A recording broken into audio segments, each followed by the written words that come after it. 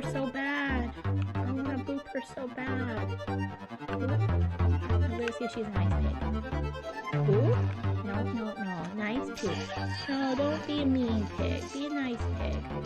I like you. Can we be friends? You're not going to be a nice pig. But I booped you. It's a sign of affection, lady. I was looking forward to a pig.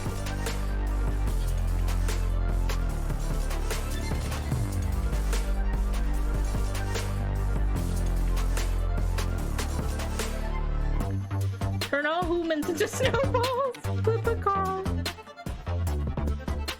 Would you like to be a snowman? We're going to build a snowman. We're going to build a snowman. Where's the car? Only build a snowman.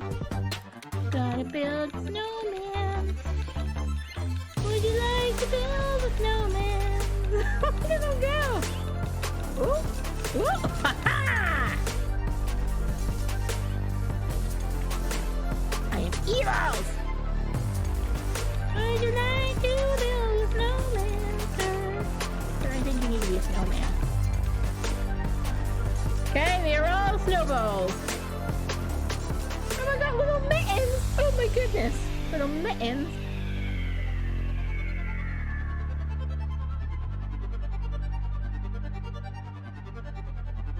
Hello, little friend. It's our little foxy friend. Hello. Hey. Would you like to be my best friend forever? I think he would. You look like you want to be my best friend. Ah, he requires fish. Okay, so we are definitely gonna have to get fishing. All animals love fish, apparently. Oh, feed your pet at least once every 3 days. Take a look at your pet menu to see if it's hungry or not. Pressing your middle mouse button that shows pet command option. Alright, we have pet command options. So, if he's not hungry yet, we can pet him. Oh, baby! Hey, this is a cute fox! You should come look. Okay.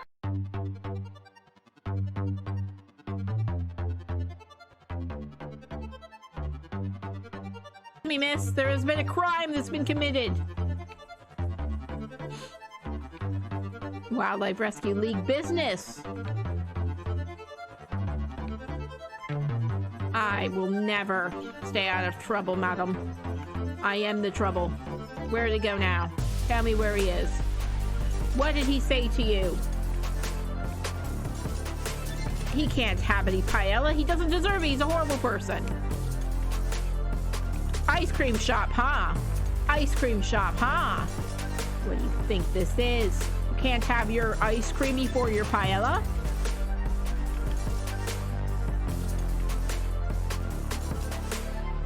Don't give him any ice cream, lady.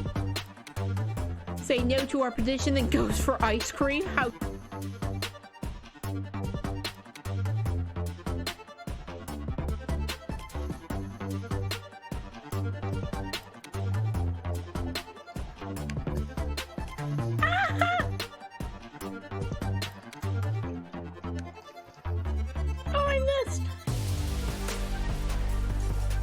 I'm probably gonna be really happy. Holy crap! Oh, I missed! This is so funny.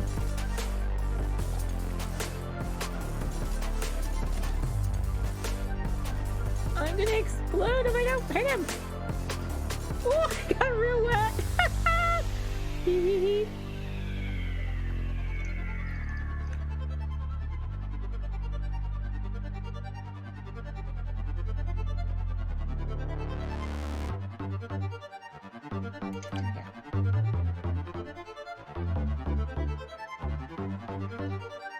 I have to go through the hole in the fence. He can't get me here. Nope, nope, nope, nope, nope, nope, nope. Oh, his radio! I broke his radio! Oh, I didn't mean to break the radio, but I did get it. It's gonna be lovely for our picnic. I didn't say I had to get it in one piece. Oh, I fixed it. That's okay. It seems to be okay again. I just have to drop it again. can't have it be making noise. He'll know about the surprise I have planned. No, this is a sandwich.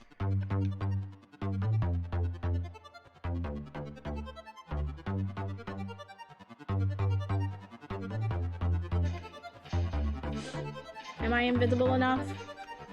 I feel pretty invisible. What I'm gonna do is... Where is a totem?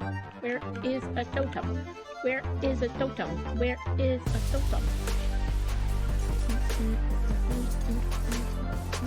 Where is a totem? Where is a totem, lady? Where is a totem? Where'd you hide your totem, lady? I saved you! Yes, I know, I heal you. It's okay. It's gonna be alright. Let me give you a back massage. You'll feel better. Maybe a cup of tea later if I can find one. Oh, that's in the long dark, not this game.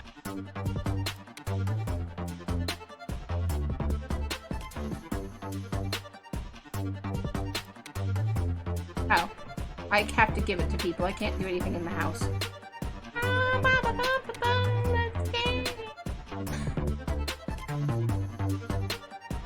want to eat the food. Give me the big cake.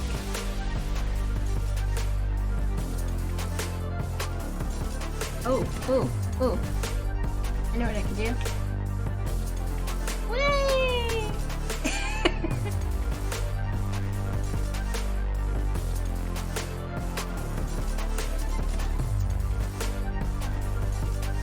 But it's not down. Doesn't look like it. Okay, let's go to this ledge over here. Ledge, ledge, ledge. Okay. This is the first time I've ever billy goated down anything, guys, so this is fun. Fun. I do not have crampons on. Why would I have crampons on? I'm not been to Ash Canyon. I'm doing a challenge. I am doing the Hopeless Rescue Challenge, which I'm running out of time to do, and I'm definitely not going to finish now. So, yeah, because I got lost in Pleasant Valley, and I'm definitely not going to finish. I might die here. Oh my god. How do I get down? Go to... Maybe I want to go back up. I might go back up to the other side. Like, oh! Asteroid, that's your ankle. You might want to fix that. I have a good amount of pain medicine left.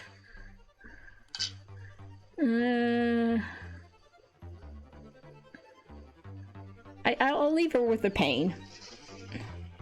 Okay, how down?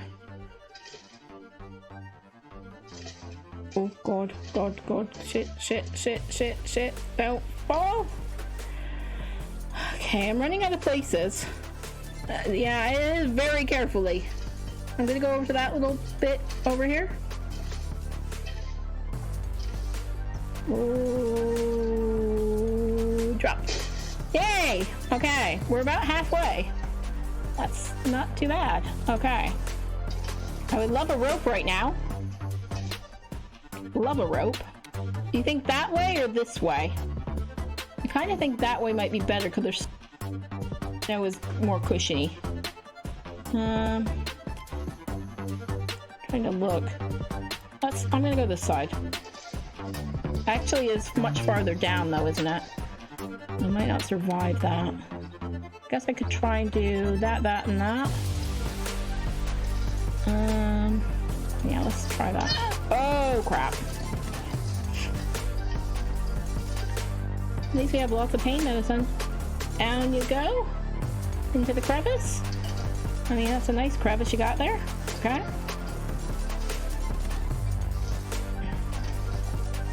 That's a long fall, though. But can't she just kind of make it skim down the snow, kind of, maybe? I mean, if I jumped from here, would I die for sure? Would I die for sure?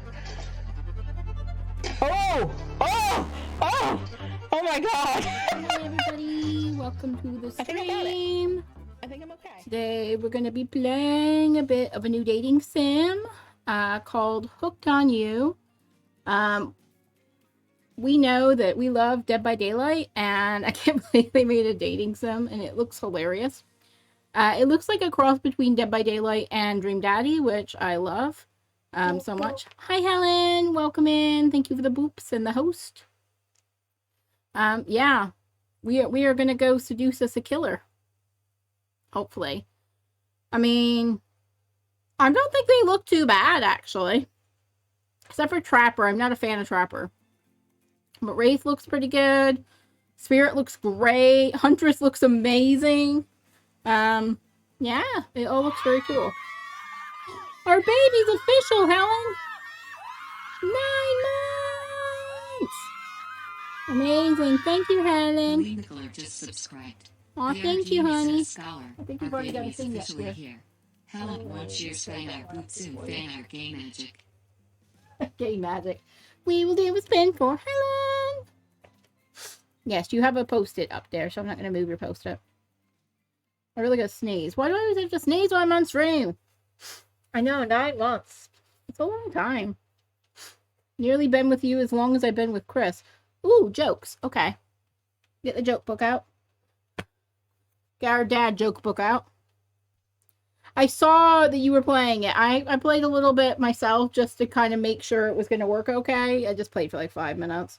So I got like initial idea of what it's like. But yeah, so we got to do jokes for you. So let's do some jokes for Helen. Okay. Trying to do it from the front.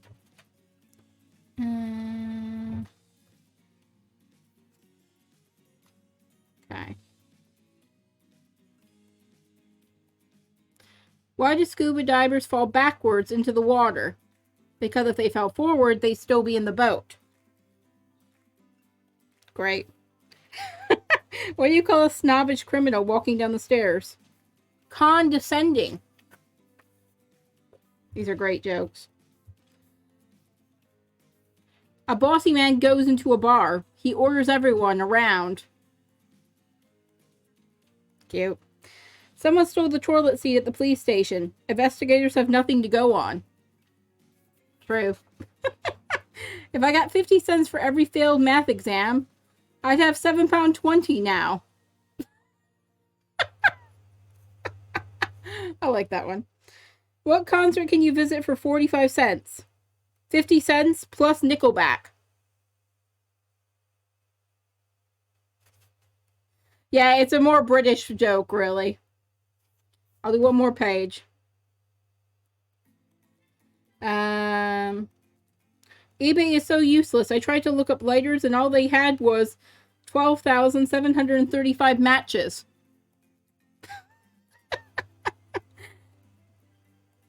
Whenever a big bug hit the windshield and left a mark, my dad would say, "It sure took a lot of guts to do that." Hey son, what are you drinking? Soy milk. Hello, milk. Soy Padre. So dumb. So dumb. I'm hearing these for the first time as well. I try not to spoil myself with the joke book. I only read them when I'm on stream. But yes, Soy Padre. Well, there we go. I'm hoping there will be that kind of humor in this game. Because I remember Dream Daddy having that one. Yeah, exactly. I wish they did, like, kind of the female version of dad jokes. But they don't exist, really. But yeah, love a dad joke. Okay, so we're going to play this. I'm going to have a lot of reading tonight. No. Okay. I love that it is beach themed. I really want a beach themed map in Dead by Daylight. I think that would be amazing. Like, kind of like a pier with like a beach would be quite cool. Maybe if we got like Jaws at some point, we could have like a beach theme kind of map. Although I don't know how Jaws would work. Maybe it would just like, maybe we'd have to run on the water or something, or go in the water. I don't know how it could work. Or maybe Jaws would just grow like feet like King Shark does in DC.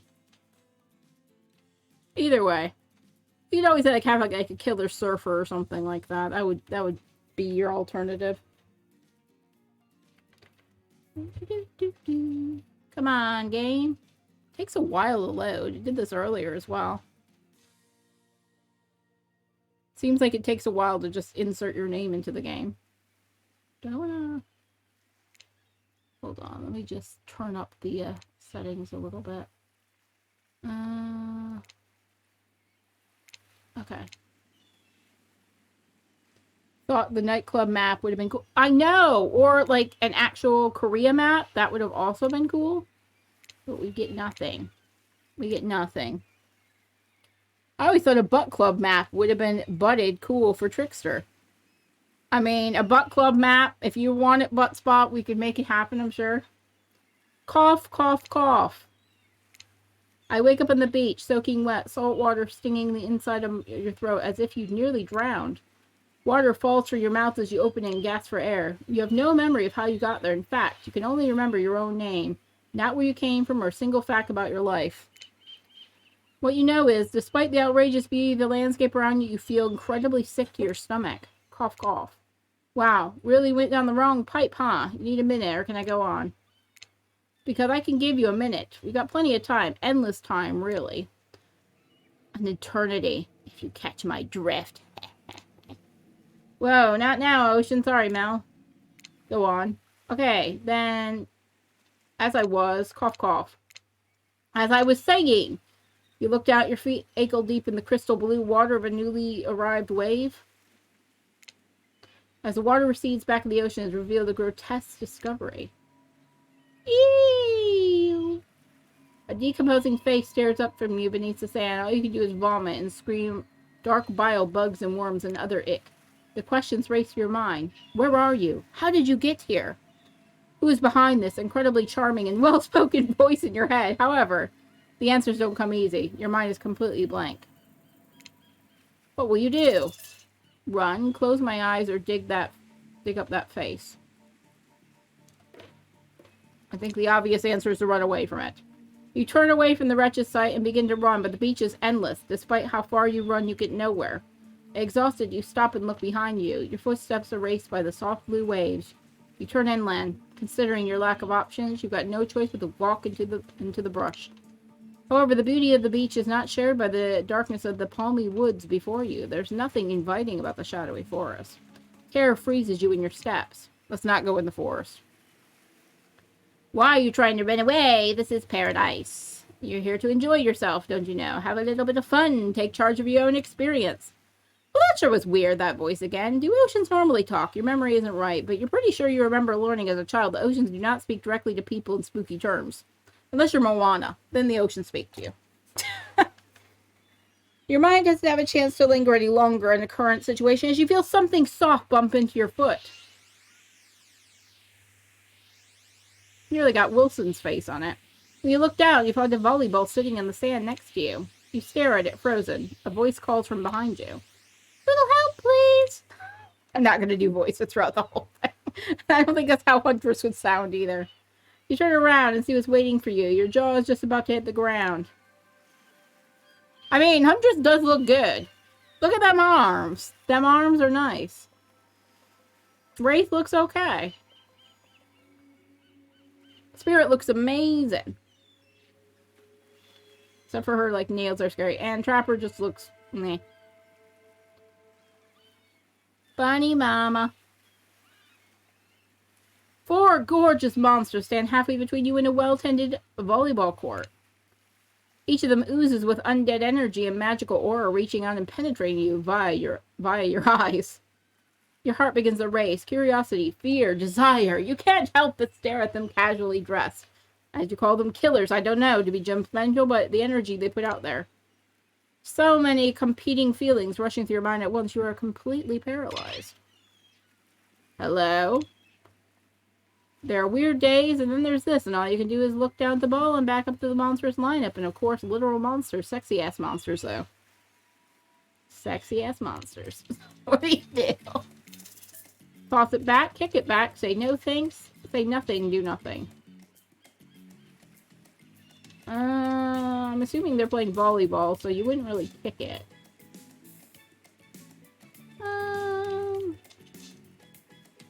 Let's just toss it back. You bend down and grab the ball. It's warm and sitting in the sand on a beautiful day. You give the ball a toss, it arches beautifully through the air. It lands right in the Huntress's hands. not bad, stranger. Huntress's muscles ripple away. He grips in her hand. She looks up and down and consider what might be like to be held tightly in those strong arms. Warm, perhaps, maybe a little sweaty, but it's okay. It's natural. I mean, I'd let her carry me around. Be okay with that. Try hard much? They're speaking directly to you, but you still can't bring yourself to reply. You're in trance. I mean, I like that their eyes are all moving. It's kind of freaking me out, but I like that the eyes move. When you snap out of it, you realize that everybody's gone back to the volleyball court. And alone again, you look across the beach to the strange residents who casually bat a volleyball back and forth, happily ignoring your intrusion to their private beach. I mean, is this what they do when we're not in killer matches with them, quite possibly? Should you be frightened, worried, excited? I refer to them as killers. Not too much, not to give too much away anyway, but at the same time, damn, they look very appealing in their own way. Nobody much has lifted a blood-soaked finger in your direction. Don't be scared now, you were made for this. Well, geez, if the spooky ocean voice is not to be scared, I'm sure it's going to work out. Good reason not to. You decide to head over and see what happens next. I mean, scary ocean voice tells me to do it. I should. I love this cash beach. Is the cloud supposed to be shaped like something? Because it kind of looks like a dinosaur. The, like, little arm here and, like, the head here. Reminds me of that. Seems like you derailed the volleyball game by just showing up. You derailed the game by showing up, you nitwit. And I guess you're also a nitwit. Look, it's best to go out with the trapper says when he says it. Policy to hold up pretty much anybody who always seems to have a flesh blood on his hands. I mean, you'd think he'd wash it. Don't worry about it. It's all a game. Existence, that is. Besides, you seem more interesting than the game. Silly game. The Huntress definitely wants us. What's your deal? What brings you here? You mean they're here to do more than distract my total domination? Deep sigh. That was Wraith. That sigh means he's done with this game. Ray has given me definitely, like, gay energy. I like it. I like it. Either that or he saw a butterfly or something. Look, I don't care what the slack-jawed moron is here. Want to know, can I kill them or not? You know you can't. At least not yet. Not yet. Oh yeah, not yet.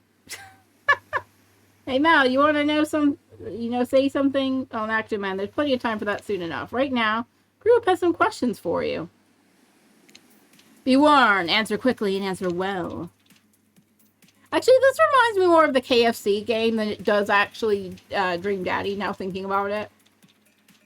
This is a time quiz. Be very important later. Very important. Not important whatsoever. Probably that one. Can't remember. How attractive would you say you are? I am average. I'm pretty average, I think. Just another face in the crowd. Another normal meaningless life in the endless cycle. I think you're quite cute myself, like a chipmunk or a grizzly bear. That's definitely what Hunter sounds like. Like a chipmunk. Daddy superpower, what would it be?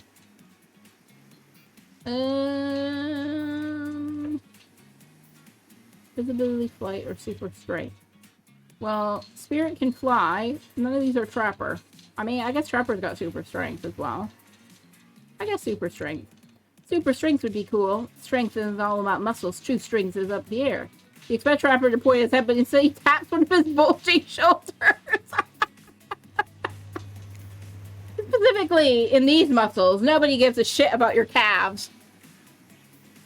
True, I guess?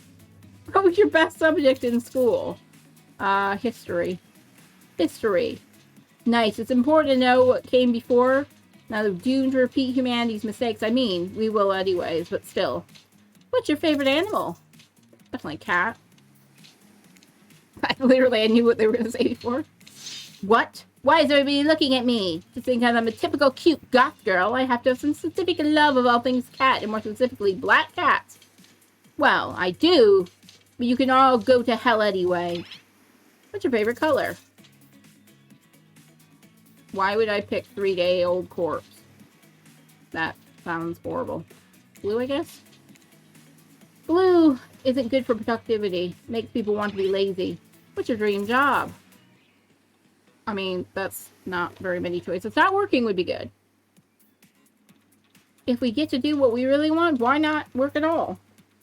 Take courage to break free from society's expectations to climb the ladder.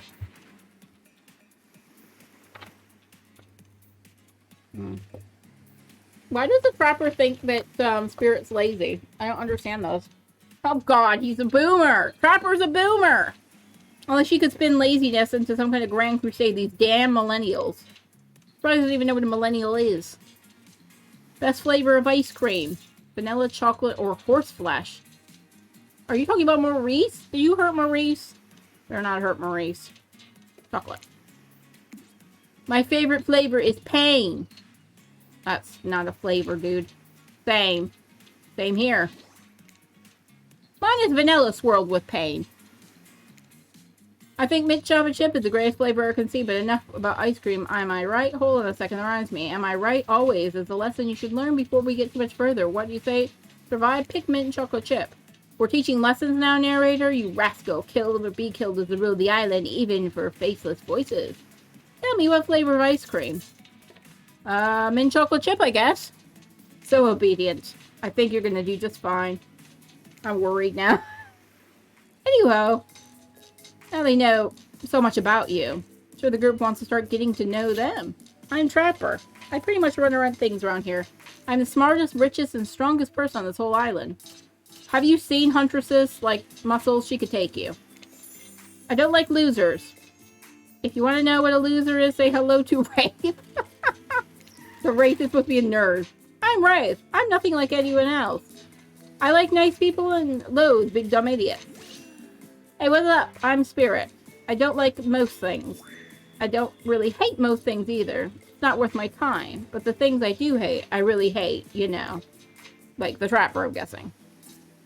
Based on my personal observations, life is nothing but suffering, and society is carefully calculated to lie to everybody to keep subservient and those in power, and better choose just not take part. I agree with Spirit. That's a good way of thinking. Geez, it's like she was downright murdered by society. She hates it so much. Wait, I'm remembering Spirit's story now and almost exactly what happened. Hey, I'm Huntress. Don't let those bummers get you down. There's a lot of fun to be had in this island, along with lots of love.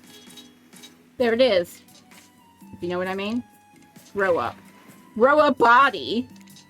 I've explained 1,000 times. I'm dead. I'm not a literal ghost. Doesn't create a trail of fog. I'm not made of it. Whatever, fog body. That's not nice. He is not nice. You love it. So, Trapper's a narcissist then. You really, that's disgusting. That's why she likes it. She does not like it. Don't speak for me. I also hate it. Stop speaking entirely, actually. For the first time I ever agree with the Wraith. Let's move on, otherwise they'll do this all day. Besides, if I know this crew, and I do, they'll want to show off soon enough. If we're done playing, let's do something else instead. But once I actually agree with the meathead, I say we go to my yacht. It's a massive boat docked nearby. Why would Trapper have a yacht? I'll give everybody a taste of true luxury and power. Why would he have a yacht? This makes no sense. Wraith rolls his eyes. Don't mind him. He just hates fun and happiness. No, I hate endless, desperate, soul-crushing pursuit of wealth and the way it's flaunted needlessly and cruelly it endures. What about hanging out by the pool? I find the water calming, simple, and beautiful. Hey, what about our volleyball game? We can exercise and have some fun as a group. Are you serious? There's a perfectly good lounge to chill at right over there. I'm tired, and besides, I hate being in the sun. What do you want to do? I mean, I'm all for lounging. It'd be great to relax for a second at the lounge. You pick up your feet and look over the ocean and relax on your own terms. Why would you want anything else? Dry, comfortable, enjoying a cool drink on a hot day is the best. I mean, what kind of fool, what kind of monster, what kind of mask-wearing sociopath, psychopath would want to take a break from the constant grinding of chasing and fighting to get ahead, and then choose to exert themselves, quite frankly, in any way whatsoever? I'm the only one who gets it. It's time to stop living by the rules. I won't do it any longer. Should probably give her a second to calm down. God. Dwight and Claudette. I mean, Claudette looks great, but I'm not really sure what this pose is, and Dwight just looks very strange. Hold on, just for one moment. This is Dwight and Claudette, our activities coordinators. They're also the cooks, waiters, bartenders, janitors, and every other job. They're the only help remaining on the island. This place is called Murderer's Island, to dramatic music. None of the others survived. Survived the interview process.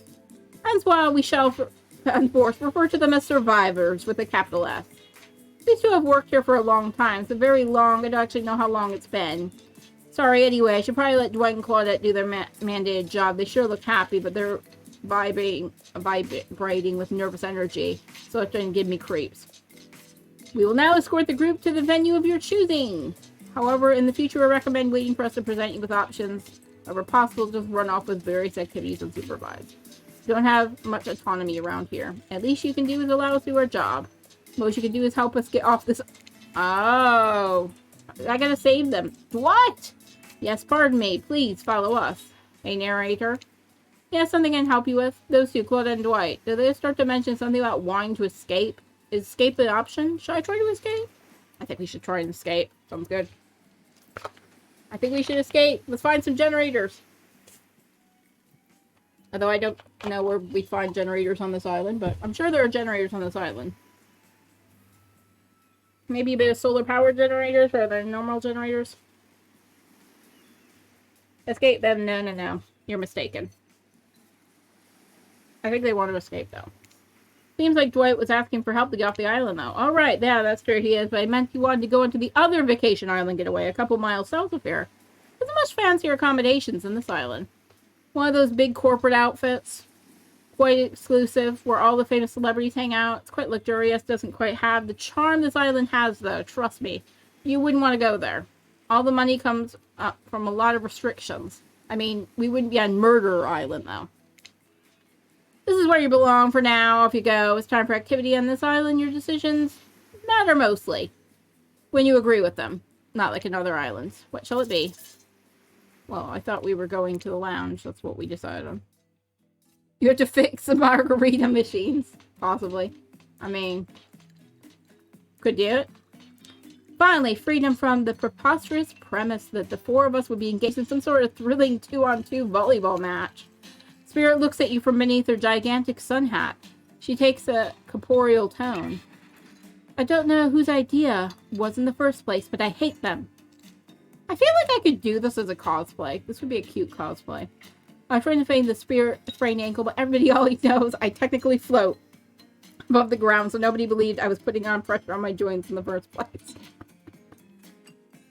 And I tried to annoy everybody by not giving a crap, and then that didn't work. I tried whining, and when that didn't work, I threatened to kill every single person on the island. But it turns out that I'm not the first to toss those kinds of threats around on this island. So thanks, I guess, for getting it called off. Are we threatening to end each other again? Ha ha ha! Now it's Dwight that takes a spiritual tone. I don't know what this is. His eyes shifting as he slips in a loud whisper. Please make it quick. Is that what we'll be saying when we get behind the bar to make a drink of your dreams? Ah! I mean, this is accurately Dwight. Hilarious, right, Dwight? Yeah, right. What will you be having? Vodka soda, sangria, scotch on the rocks, or virgin daiquiri? I'd go for a daiquiri. I didn't come here to party. I'm just trying to make the best of a strange situation. I don't know. How about a daiquiri? I know how to make that. Let's skip the liquor. I'll have mine virgin. Proper Snickers at your choice of words. Oh, I do want... Oh, I love their skins. I really like the Jake skin you got for free with this as well. It's cute. I would really love that little Claudette skin, though. Trapper, go away. No one likes you. Sure you will, kid. Don't mind him. We don't need to soak ourselves in booze to please someone else's expectations. If you ask me, there's enough spirits here already. Yes, you, darling. Besides, alcohol just numbs you to the painful realities of the world. I choose to face them head on.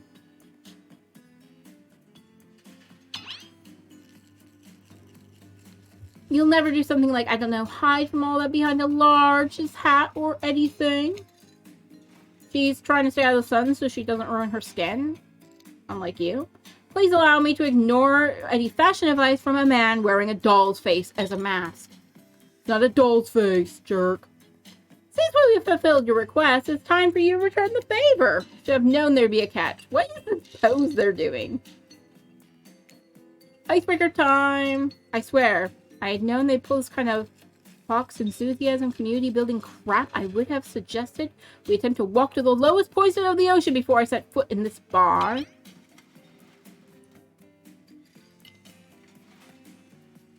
Yeah, you just link your DBD account. Yeah, I just linked it to my Twitch account. And then it gives you a code, so you just put it in. So I linked it, I used my Twitch account to log into it. Yeah, be careful with the behavior account, though, because I know people have had issues with it in the past. That's why I just did it on the Twitch rather than making a separate one. Why can't I not breathe today? Okay. You don't think it could be kind of fun? A little fun? Never mind, I hate it. This sucks, and it could be fine, wherever you say. Has anybody seen my hat? Literally never seen him in a hat. Let's all make small talk, at least picking up a topic before we end up being forced to do some lame improv game that nerds learn at their non-sports after-school activity that I never did because I'm no nerd. I mean, the spirit's definitely not a nerd. Methinks a certain someone doth protest too much. Sitting here in the beautiful sunny afternoon, warm and beneath the cool fog, surrounded by severed feet. What? Topic I choose is books, novels, comics, fiction, non. Reading is one of the only escapes from this inescapable horror of life, is escape at your own. The girl roars through the crowd. Not a lot of readers here, I imagine. Based on the response, they were much more enthused about drinking. Considering the situation, it seems appropriate to ask you. What's your desert island book? The one you bring with you if, well, an island like this. Probably The Giver. Oh, it has to be horror. Okay, it has to be a classic horror for reasons should be obvious. It means become the island of horror villains. Also, the books are all in public domain. Okay, getcha. Nothing too modern. Humanity has gotten soft these past 100 years. So what's your favorite? I have read Dracula. I've read Frankenstein. I wouldn't want to read either of them again. So I guess Dr. Jekyll and Mr. Hyde. You know, I really enjoyed the story of Dr. Jekyll and Mr. Hyde. I always felt like the other person living inside of me. Dr. Jekyll and Mr. Hyde sounds like a fun one. A good story of friendship. But I can't read. Not because I'm dumb, because I never actually learned to read, because I'm too busy learning to survive with nothing more than my own strength and cunning. Same reason I didn't have a best friend that wasn't more than just a rock with a face drawn on it with dried blood. I mean, you do what you gotta do, Huntress. Till we meet again. Rockstain. Rockstain. Huntress looks out towards the horizon. There's a moment of silence among the group. Will you tell it to me sometime? I may not be able to read books myself, but I love being read to, especially with someone who does all the voices.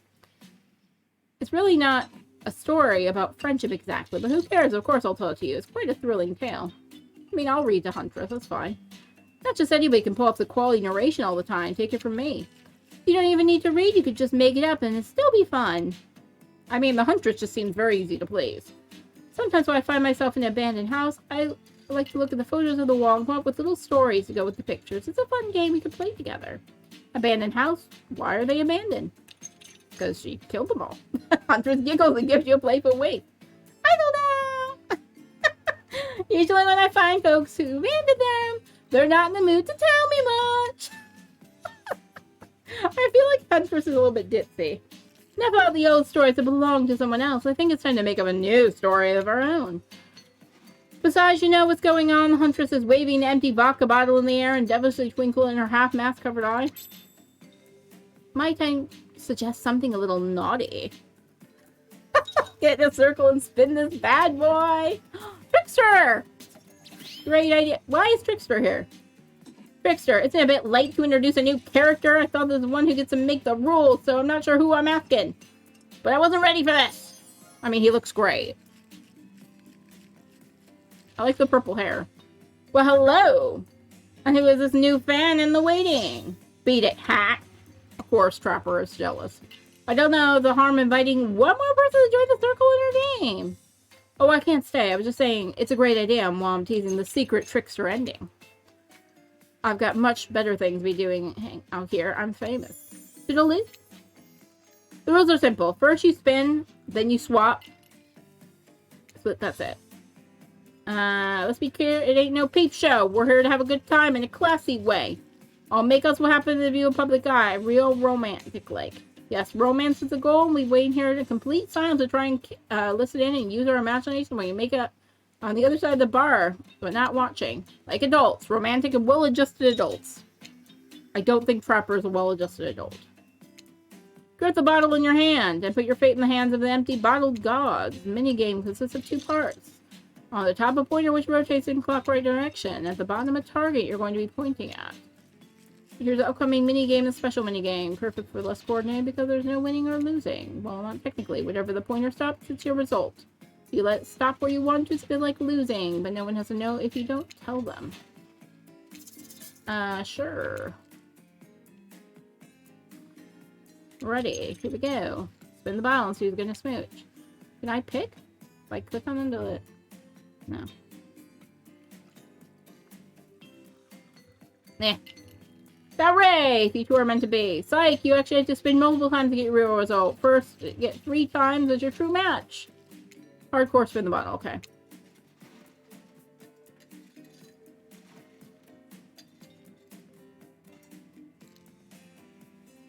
Damn it! I didn't want Trapper. Got Trapper. Huntress.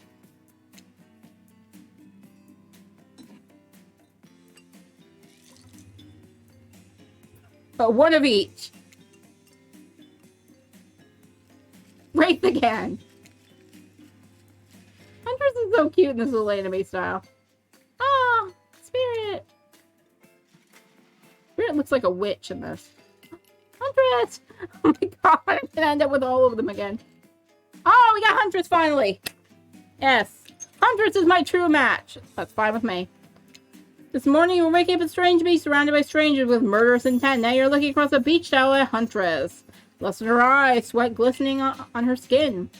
Your heart races. You can feel your pulse pounding in your ears. Huntress takes you by the hand, and you sit face to face in a private section of the bar. She begins to reach for you, putting her hand on your shoulder. You're sweating.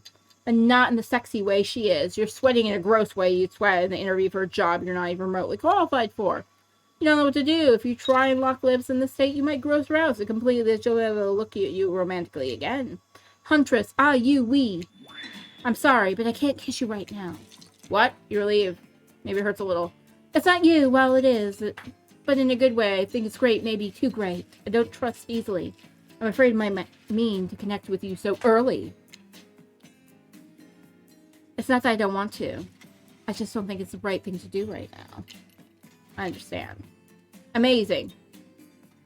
But also understand this. If you tell anybody I got soft, I'll break you in half. Okay? Okay.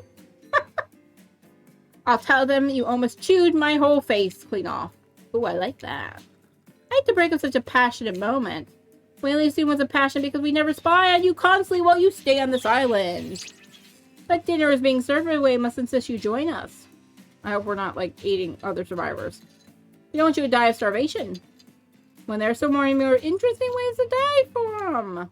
Yay!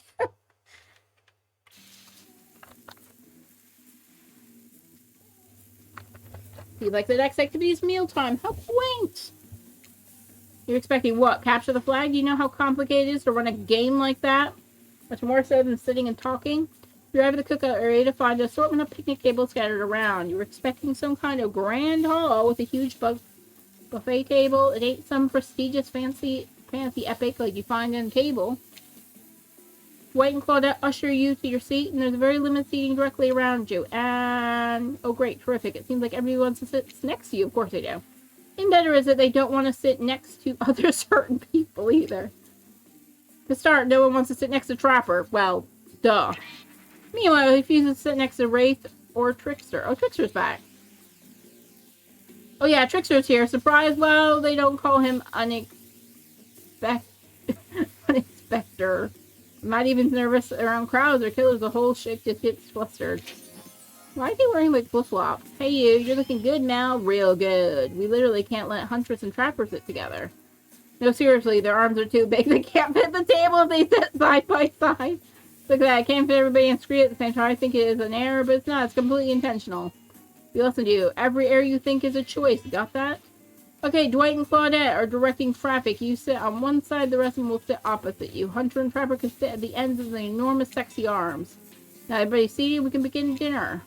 Tonight's meal was prepared slowly and carefully, both love and hate for 12 hours over a spit. We hope you'll enjoy, really hope you do.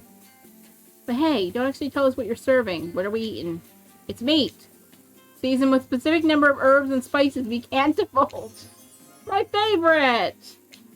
Meat is good. Meat is murder! Which you should know, considering you've been up to. Who gets judgy now? Just sharing facts, so you need to murder something to eat? It's meat. Like that's technically true. Technically true is the best kind of true. Enough yapping, let's eat.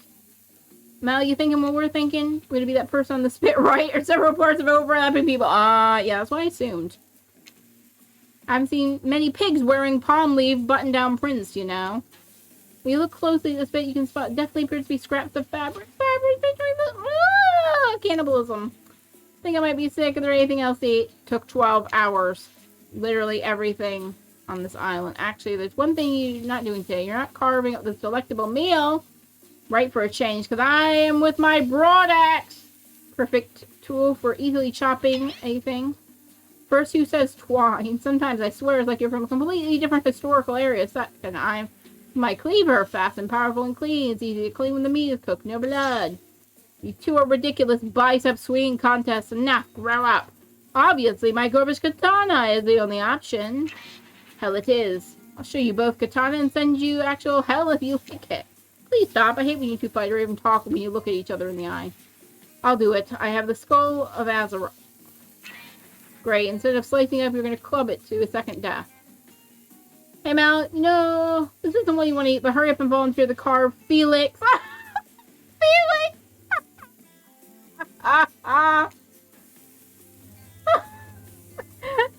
It's Felix.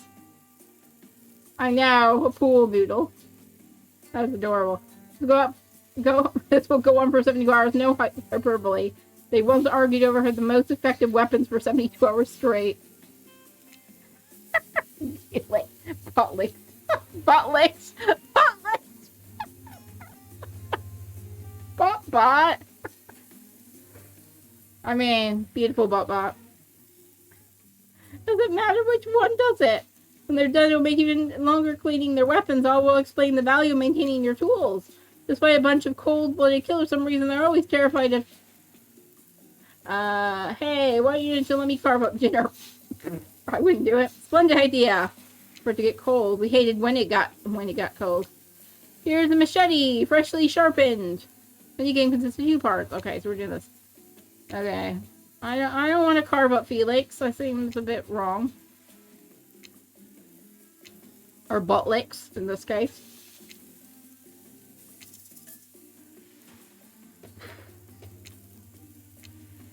I'm worried this is going to look like... Oh. I'm not going to get this. It's like a skill check, isn't it? Oh, I did it! Oh, no, I didn't mean to do that. Ah! Too fast! Oh my god! Okay, at least you tried a little. Sometimes it takes a lot of effort. The hell with that? You ruined dinner by swinging so poorly aimed. You hacked it to pieces. Bad kind of pieces, too. Hope you're drunk. Dinner is finally served. Well, I did have a virgin daiquiri. Especially coming from mass killers while they eat, which involves lifting their masks and shoving food into them. Spirit, meanwhile, doesn't even eat. She's just the only one that seems really to be embracing the dead. Like, they're all dead, right? She hasn't slept from hell, I mean. Come on, we're trying to be mysterious here. You think mystery comes easy? Claudette and Dwight are the only ones who've not been working their asses off to make this the night perfect. At least they're lifting their masks. There's only 98% that's disgusting. It could be if they had tried to mash stuff through them. Spirit, why aren't you hungry? Two best things about being dead is not having to eat. That's only one thing. Think about it, Mel. Number 2 is no number 2. One less thing to think about after the afterlife. If I wanted to eat, I had no idea it would actually follow. You might have noticed, mostly just a bunch of dismembered body parts floating in a spectral form. I mean, you are. Say a deep cut, deep in this abdomen, I don't think my digestive tract connects anymore. Between the food and behavior of this group, it might be the worst meal in history.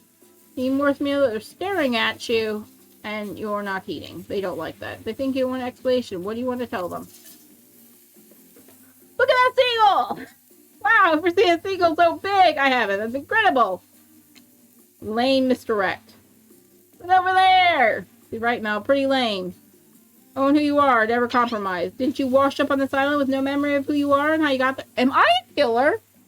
Am I actually... I just realized. Could I be a killer? Am I one of the killers? I just realized I could be one of the killers or a survivor. Could be a killer. Who would I be? I'm trying to think of the original characters who I could be. So I could actually be a killer, shouldn't I? Hmm. You have no idea the last time you ate real meat and you've been standing in the sun. But the seagull made a lot of good points. I swear. Why don't we just cook the seagull? Waved at me. Maybe you need to eat here to survive. Either that or someone poisoned you. Wait, you haven't eaten, so you can't be poisoned. You're clearly about to pass out. Hey, it's me again. Your friend, mentor, guide, narrator to the narrator of the ocean. I'm not sure how I feel about the characterization, but I'll allow it. I brought you here. You might be the only one who can help you now. There's one thing you have to survive. You have to figure out why you're really here. Am I Nia? Am I the entity? Maybe I'm Nia. Maybe I'm meant to be the entity. No one can tell you unless you follow the right path, or at least a right path. Too many to count. Hopefully you pick at least one of them. Besides, there are even more wrong paths. Many of them lead to demise, others lead to something even worse. Starting scenes over and having to fast forward back to where you were, alright? This place holds many secrets, even from itself, but what truly matters can be learned if you answer the most important question. Why are you here? Why are you here? Answer that and you'll learn the truth, the ultimate truth. Vague, mysterious. I gotta give it to this ocean character. Some quality early game storytelling. I'm the entity, ain't I? Wake up to find the spirit holding a limp body, gingerly pouring cool water on your mouth. I just love the ocean at night, I do. Staring over the vast darkness of the ocean really validates the feeling inside of me that we're all truly insignificant, and the only thing worth pursuing is revenge. I have to wonder, how could anybody believe anything else? You look in the darkness of the night and ponder her question. Well, it's a simple question. How could they? How could they not feel small and alone in the face of massive nothingness? I've always been alone. Maybe it's the spirit's words, maybe it's the ocean, maybe it's I've always been this way, but you suddenly feel connected to the spirit's words. I don't remember anything, so I don't know if I had a partner. I remember how much of my life before, but there's one thing I know for sure. It's, I've always been alone, and always will be alone. Spirit has turned from looking at the ocean, looking directly at you now. It's a funny idea, isn't it? Being alone. Together. It's the best we can hope for. Maybe. Or maybe it's too much hope for. Maybe it's impossible to pretend we know anything. Just arrogance. Oh, she's crying. Just so dumb. So busy trying to please everybody. To be the perfect student, the perfect employee, the perfect doll. I didn't take care of myself. Now I'm all I got. Worst of all, I got distracted from true purpose, my destiny. The purpose of sitting inside my whole life. This might sound a bit silly, but Spirit looks around and sees everybody else on the beach. She's convinced it's only two, she continues. There's a dragon that lives inside of me. I've always known. I've always tried to ignore it, but I couldn't ignore it. I pushed it down. I'm so stupid. You're not stupid. That sounds badass, right? But I didn't let it out. You know, chop chop. Now the dragon is pretty much a one-track revenge beast. But enough about me. What's inside of you, stranger? Nothing but darkness. No dragon, just a lot of fire. Fire. Am I the Oni? Am I the freaking Oni? No dragon, just fire. A raging inferno, in fact, begging to burn the whole place down if I let it out. Maybe I am the dragon. I'm sorry, but you're no dragon. Breathing fire and some hobbit-style nonsense. I'm descendant of a proud samurai. Our dragons are a whole other level. Looks like there were only one room for dragon-sized spirit after all. Sounded a little dirty. Maybe already heating up. You hear a fury of footsteps behind you. You quickly spin around, ready to fend off whatever new danger has popped up on the strange island. Only to find that Dwight and Claudette sprinting across the beach, clipboards in hand, which they're waving in the air above their heads. It's very important that we stick to the itinerary and attend to each inventive schedule. Playing stick for cute flirt points is not part of the evening's activities. That's strictly slotted for after campfire story time. I'll rate this. So, do we think that they were trying to date Felix at first, and that's why he became dinner? Is that what happened? I mean, it could be. Playing sick. No, I was. Time for excuses. Well, there is, but schedule for after what comes after flirting. Go, go. Oh, gonna feed Astrid. Horse steak for Astrid. Nom nom nom. She finally got her horse. I made sure she got it. Once everybody is gathered around the fire pit, Dwight and Claudette quickly make an announcement. We're not going to blame anyone in particular, but someone, and we're not going to say who. Don't worry, has been used sticking to the schedule. That means we're behind on time for the evening's activities, and we'll only have time for one person to spare their special spooky nighttime story. Just one story, but story time is my favorite activity. It's a narrative-heavy experience. You're telling us the only one person gets to share? How do we decide who? Oh great, we have to decide as a group? That never goes well. Whoever did this, step up now. I swear I won't be angry. I'll merely chop your head clean off. No fuss, no muss. Voice trembling, you realize you're probably it for you, but embrace your fate. Sorry, everybody. Think they're talking about me. To be honest, I still don't understand how this whole schedule thing works. I guess I lost track of time while I was passed out. Been there before, even though I'm taking some pressure off me now. The absolute dream come true. Maybe fair to pick on the newbie. Seriously. Anything ever happened on schedule even once? Damn it. Donald. What? Damn it, Donald, if you fix that authority gimmick one more time, I'll help me. I'll snap your head off. Drown you in blood, Cynthia. Fuss and Muss are back. You too. Oh, he's calling Dwight and Claudette Donald and Cynthia. Love to hack, slash, and slice. We know you love to kill. Almost all talk about. Nobody named those names. Who are even those names? Not us. Announce my name. Who's Donald? Who's Dwight? Who knows even more? Call me nobody. But we gotta start on story time, so Mel, who do you think should go? Damn it. That's a name. Pick somebody quietly so the topical vacation doesn't ruin it into a bus. I think I'll go for Rafe. He really wanted to tell a story, so. Choose your Rafe. Whoa. The entire experience. Carefully crafted to avoid an IP infringement lawsuit. Careful with the phrases. I'm not really one for scary story. Life is scary enough as it is. You can literally carry around a skull and its spine after the little prop. As the killers laugh, Wrath holds up the skull and gazes at the hollow, dark eye sockets. If you're looking for something Shakespearean in the story, look elsewhere. This tale of madness, starting with the soul of death and never returning. Once upon a time, a young man worked in a junkyard. The man was quiet, kept to himself, and just wanted to avoid trouble. The boss dealt with clients. The man operated the crusher, turning old cars into cubes of twisted metal. One day, right before the crushing car, he noticed something. Blood! Dripping from the trunk. He opened it and found a frightened stranger bound and gagged. The young man reeled as he was accidentally murdered. He was about to accidentally murder the stranger. How could it have happened? He freed the stranger and ran off into the waiting arms of the boss, the owner of the junkyard. Before a shaken employee could tell him the mistake he nearly made, the boss took out a knife and swiftly slit the stranger's throat. The young man fell to his knees, unable to comprehend what was happening as he stared at the ground, too shocked to cry. The boss approached him. What did you do? He asked the boss. I did your job for you. What do you mean? That's not my job. My job is to crush the cars. Bartholomew, miserable, scoffed, his face contorted evil disdain from a pathetic wrench in front of him. Why do you think we're crushing the cars to save space? Who do you think my clients are? I don't know, mumbled the young man. Yes, you do, screamed the boss. Deep down, you've always known what was happening here. You just didn't want to admit to yourself. Your hands aren't clean. My clients give me money, and I take care of problems, eliminate witnesses, tie up their loose ends. Or actually, you do. Oh, no. No! The young man whimpered as the boss towered above him. Yes, nothing more than executor. And you reaped hundreds of souls. The young man's body shook from the soft spasms as he tried crying. It was when the boss started laughing that happened. Something the young man changed. He stood up, now taller than the boss. A faint glimmer of fear overtook the snarl on the older man's face. The young man's face was empty. Empty as he grabbed the boss's throat and dragged him to the car in the crusher. Empty as he picked up the boss and stuffed him inside. Empty as he slammed the trunk down on him, his stupid fat head sticking out, begging for mercy. Empty as he stared at the machine, staring at the boss and swiveling, crying, wet face.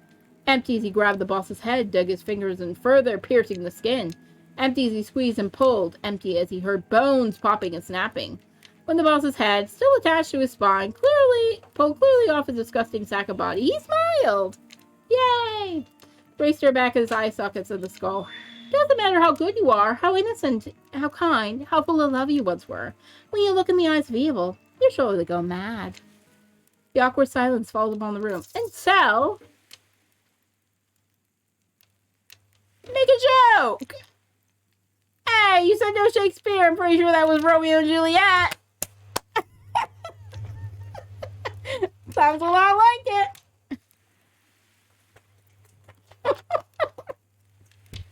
God. You imagine? Pepper laughs at your callback. Rafe looks at his feet. I like you, Mal. Have a gold coin. It's my love language. Well, thanks. On that note, everybody decides it's time to take a break and split up for a little bit so you can all have a moment alone before bed. Woo! Where am I sleeping tonight? Everybody leaves and you're done with the fire. The only thing you hear is the ocean slowly lapping against the shore. This is nice. A true moment of peace and tranquility in the last, 7 seconds because the trickster shows up and he's blaring his latest song. Hey, baby, you look lonely. Mind if I join you? He doesn't wait for an answer. You know, I've been hearing from the guppies all day, but I want you to hear something from a big fish like me. Something special, those in charge that I don't want you to hear. I am the ultimate catch on this island. The only lobster in the ocean of sardines. No one can give you what I can. You just have to find me. Come find me, baby. Oh, trickster leaves. You're a bit confused with what to make of his cryptic clues, but you aren't going to get time. You just have to think about them. Why haven't they eaten the trickster yet? Surely they will. Wraith approaches you. Hey, I'm probably going to make you a great impression because I guess it's not really my thing, but you know, if you got to know me, then look, the others aren't around and really hate the fire pit. Kind of hate fire in general. Maybe go back to the pool. Like, I don't know, whatever, you know. And dip in the pool with the Wraith, you've come a long way in a single day. I'm not saying you shouldn't follow him. An offer like that. Just don't forget our little talk.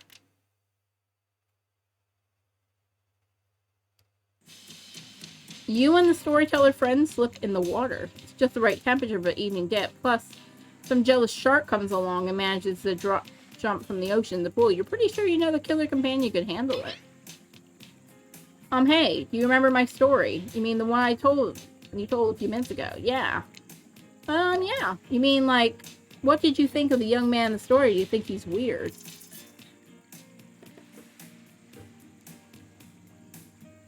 He's not weird. Well, I don't think he's weird. He is bad. I'm deeply upset with him. He didn't have all the knowledge you need to begin with. Important that you do with the knowledge once you have it. The end, he's no better than the monster he killed. Oh, I see. Well, that makes sense. Did the young man remind you of anybody? Yes. Yes. It's you. It's clearly you. What? No, it's, you're carrying around a guy's skull and spine with you right now. Wraith looks at Abaddon's skull in the middle of the distance and silence ensues. Notice the temperature has dropped significantly. Is it cold in the water now, or is it just me? Feeling my toes are turning an ice cube. Ray sees up and squeezes his eyes shut. Please, I can't be around cube talk, not since... You heard the story from someone else a long time ago. Story you told 2 minutes ago. Exactly, the one that wasn't about me. Usually be nervous when we hear about things awkward when we borrow a gym, but obviously we wouldn't hold a candle to what's happening here tonight. Either way, it's time for bed! For you, but not for us. When you go to sleep, that's when we party. After spending all day cooped up in these tight little safari resort outfits, you know, those large, right, late at night. But you're here to party with them. You got your own repressed relations to tend to. Get over to campfire. The heat is comforting in a chilly night. Look at the crackling embers. Think about the Ray's story, the young man who found out he's part of a sinister plot. You know about the current situation, something that terrifies you, something that will make you snap. Look in the eyes of evil. What if you like it? Where you can dwell on much of the fake, thought and joy arrive. Now familiar creepy smiles stretch from ear to ear. It's a bit menacing to see a smile like that lit by the firelight. Let's apologize for the accommodations. We aren't prepared for another guest. Make you comfortable or die trying. They head over a pillow and blanket and welcome to snuggle by the fire. Perhaps some music will put you at ease. Try to keep the volume to a minimum, as the other guests aren't types who want to rob their beauty sleep. Ready. Here we go. Oh, bold.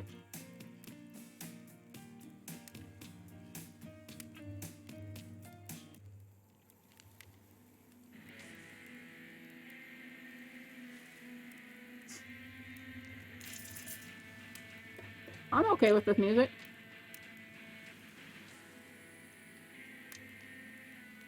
Guess we're picking a different station. I thought I picked it.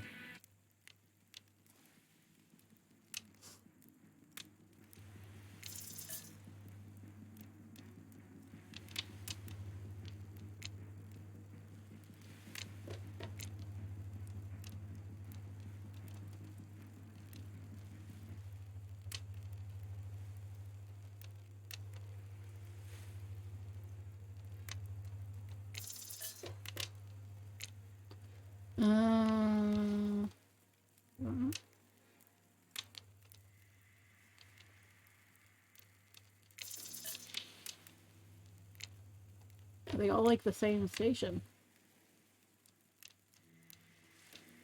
Alright, let's talk about our community. For us, it means two major things. First of all, the community is you out there. It's you and everybody else, either playing the game or talking about the game or creating content related to Why are we listening to the Dead by Daylight devs? write music or I like this. I guess we're done. How many things you listen you can't sleep? You decide to ask one of the killers to spend more time with you until you're sleepier. Like to summon aside to lay by the fire.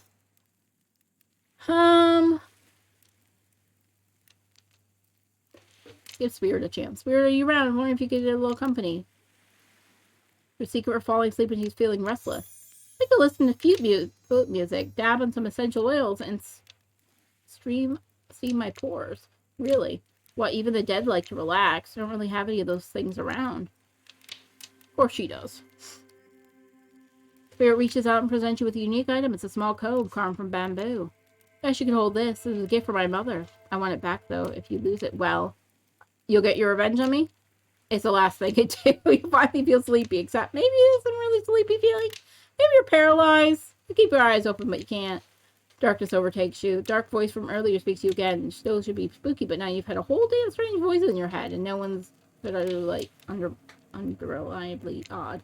Human bodies made up of 60% water. You know that? Of course you did. Everybody knows that. Even they make video game protagonists. Guess what? Drink as much as you like. You'll never get to 100%. You hear me? I don't think you see what you're up to. You wake suddenly, see someone looming over you. Ray stares at you awkwardly. He says nothing and stares, and looks around to see if there's something going on behind you. You says, but nope, he's just staring. You're awake! I saw you with the spirit right before bedtime. Are you making some sort of alliance? Are you with... Ray scans the horizon. Them? I'm just making sure. You are who you say you are. You've been burned before and sometimes seems off this island since you arrived more than usual. But maybe we could talk more about this tomorrow since you just got here, and I think we could really nice day tomorrow together. It's just you have no idea how long I've been here with these monsters, to be honest. I have no idea either. It's awful, boring, loud, and stupid.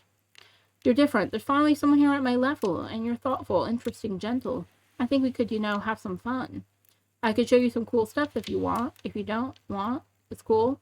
I get it, no pressure. In fact, probably just forget what I said. Good night. Finally alone for real this time, maybe. You drift off asleep again, but you're not. Hopefully you're not poisoned. Hopefully. I hope I'm not poisoned. Maybe I will be, but who knows. Wait a second. Where are we?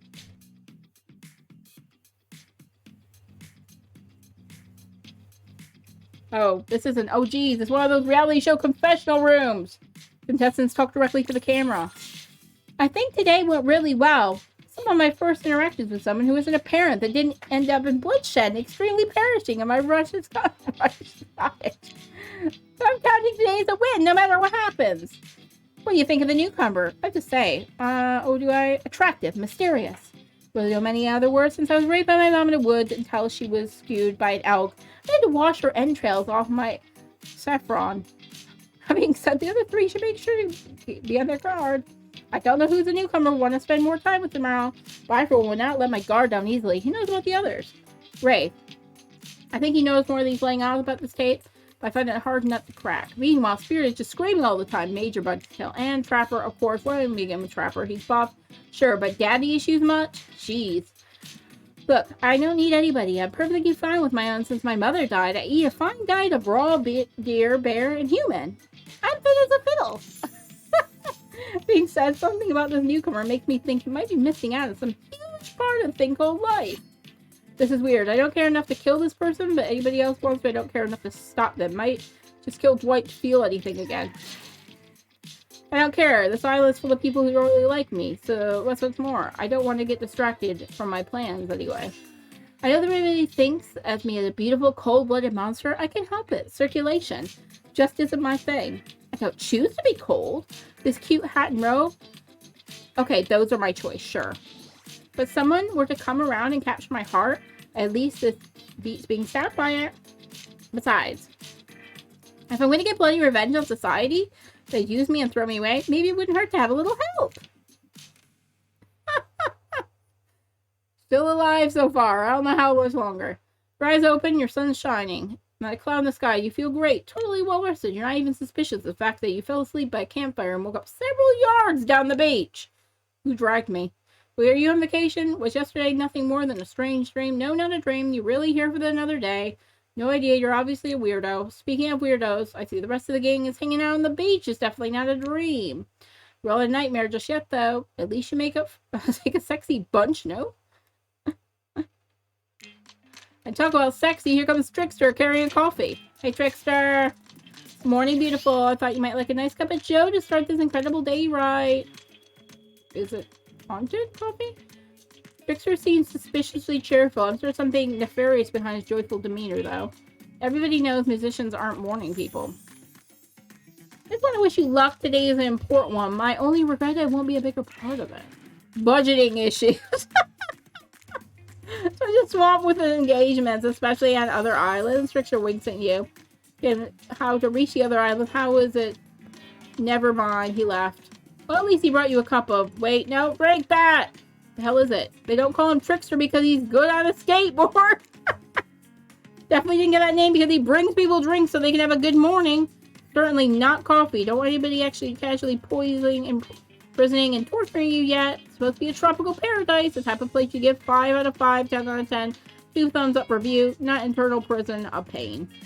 And make sure you leave a review. It really helps the algorithms. Trust me, I'm looking out for you. So can we please move on? Hey, wait a second. Did you possibly omniscient, possibly unreliable narrator physically just knock the coffee out of your hand? This is not Parliament. The floor does not recognize the ocean to speak out of turn in this moment.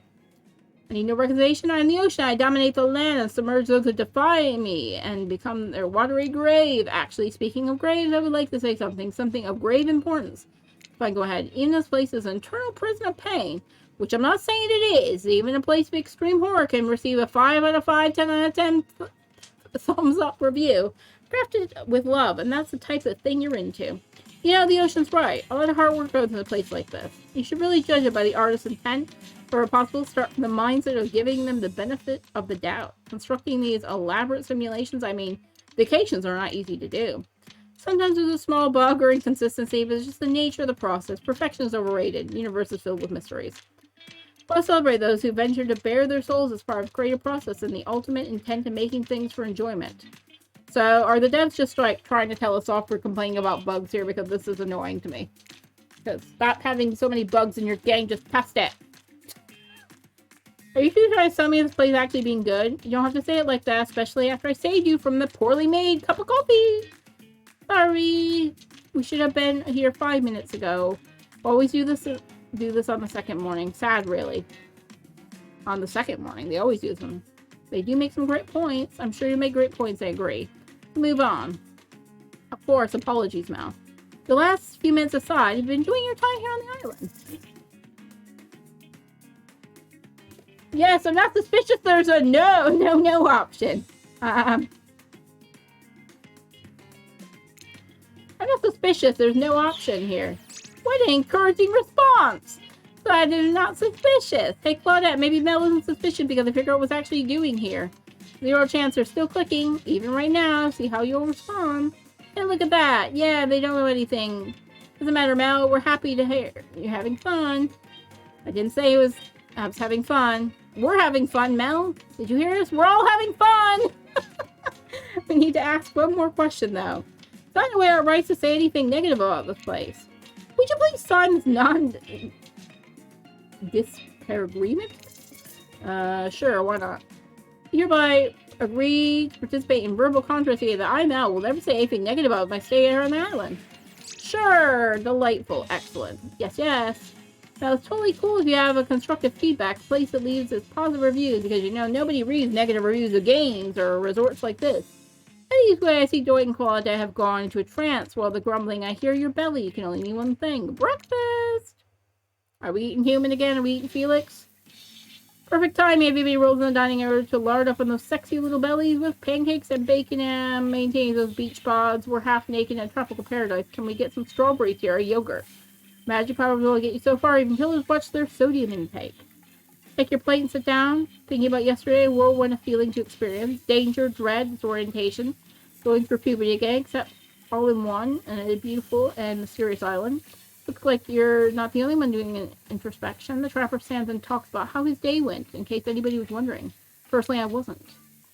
I can't imagine you make me angrier today than you did yesterday. I really hope you do. I really hope you do. Unrelated. Anybody here see where I left my cleaver? Haha, just kidding. I always know where my cleaver is. It was bizarre. Back to breakfast. Nope. Now, Hunter steps in and talk about her feelings. At this point, anything can happen. I'm open to the possibility the strange island has in store. How open-minded? Well, that surely must be. No one else is weirdly stand up during the breakfast, dude. Just like that, here comes the spirit. Did everybody sleep well? I did. Or should I say, nah, I slept in 20 years. An account of the burning quest for my family's revenge thing.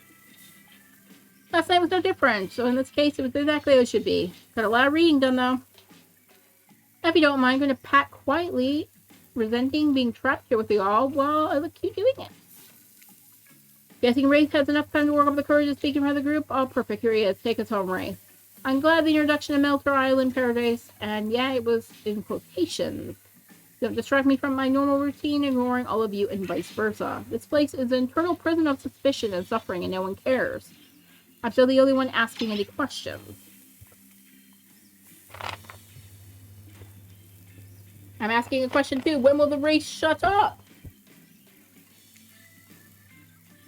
Now they're looking at you expectantly, waiting you to stand up and explain how yesterday made you feel. I think I need to process everything by myself. See you soon. Damn, that's a power play. Keep them waiting. Want more? You're good at this game. A sexy, true-to-life experience. Shame you didn't get to eat any breakfast, so be it. Apparently, I'm not eating ever. I will eventually fall over. After breakfast, you head to the hot tub by yourself to clear your head. Yesterday was a sort of a lot. Before you can get in there, something catches your attention. You hear that. Are you dressing me? Well, yeah. It's okay, right? You know, be pursuing a relationship with one of these 4 fine killers. It feels like the person I'm getting to know the most is you, the narrator. It's okay, and so much it serves the illustrate you've lost your mind, seeing how I'm real and all. Yeah, I've heard that all the time. I think it's coming from behind the pool shed. No, no, no. Stick it in there. A little more. A little more. Yeah, that's it. How does it feel? Intense. Nice. Yeah, that feels right. This is uncomfortable. Now I want you to take that and put it right. You know what I'm talking about?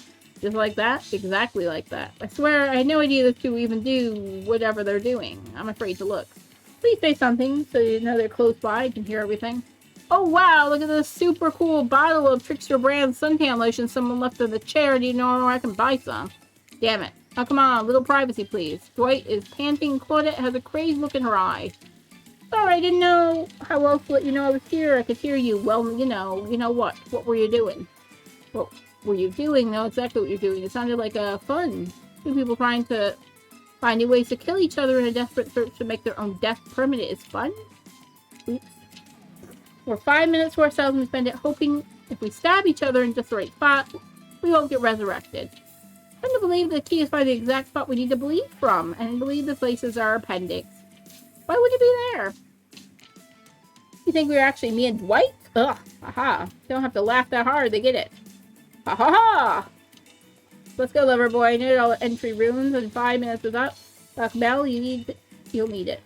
But hey, if you figure out how to escape this island, please make sure your ghost tells us how. What's a tragedy in a comedy? Shut up. I like it. Anyway, where were you? Oh yeah. You're heading to the hot tub by yourself to clear your head. Yesterday was, in short, a lot. So far today has been exhausting too. But you're dedicated to achieving a true centered sense of common. No drama, no bullshit, just soak in the sun in a heated pool. So yeah, you're on a date with yourself. Oh, I like that. I want to be on a date with me. Who would make the first move? Aside from the disturbing thought that I'm going to plan until the shadow blocks your precious sun. Spiky tipped like a palm tree is bending over to screw you. That's no tree at all. It's, hey babe! Breakfast was weird. Everybody getting up and announcing how they feel. What about it? Some kind of forced check-in with the group? Don't like it fishy, kind of lazy. Whatever though. Breakfast is dumb. No one should eat before noon or after 4 p.m. Yeah, I do intermittent fasting. See my abs, by the way? Maybe you should see them later. The private stage on the other island, you know, IP Island, where all the Hollywood celebs hang out. You play your cards right. I could give you a private show. Catch you around. His abs are pretty amazing, you gotta give him that. But the blow-up bat, threatening but adorable, makes for an interesting silhouette. Genius design. He's a psychopath, like the rest of them. You don't gotta give him anything. We're not in best friends. Just because we had a little talk about doing a little talking is not an open invitation to go smashing the fourth wall every 5 seconds. Okay, now that the guy's gone, we're going back to some ground rules establishing what we're definitely going to abide by. It's time to lay back, take some deep breaths. Slow breaths, and nope, another shadow. People will not leave me alone. Good this time. It's spirit that checks. You two have gotten pretty cozy. We should get out of here. I know a place that brings a kind of welcome darkness to this tropical nightmare. Best of all, I'm the only one that seems to know about it, so I won't be bothered there. Not even telling why I'm telling you this really is my private spot, but I guess you have a feeling that you appreciate it the way I do. Not like the other killers. They don't get me.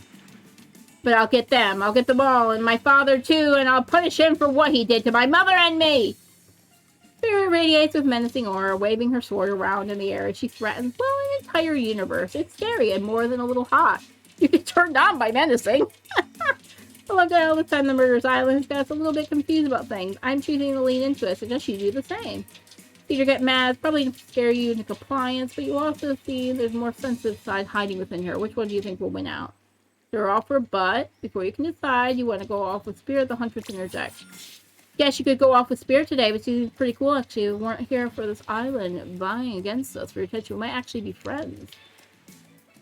We might have something that you and I couldn't let you off in the Goth Lighthouse without speaking at first. I know her secret spot. I see everything through the hold of the adorable map.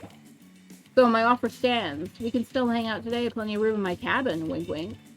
Pretty cute that the hunter thinks she can say wink, wink out loud. The map barely even hides her face. Tough choice. You weigh your options quickly because you only go on one date today and you don't want to be hacked to pieces by saying the wrong thing. Just remember these are cold-blooded killers. You know what they say. When life gives you lemons, you make lemonade.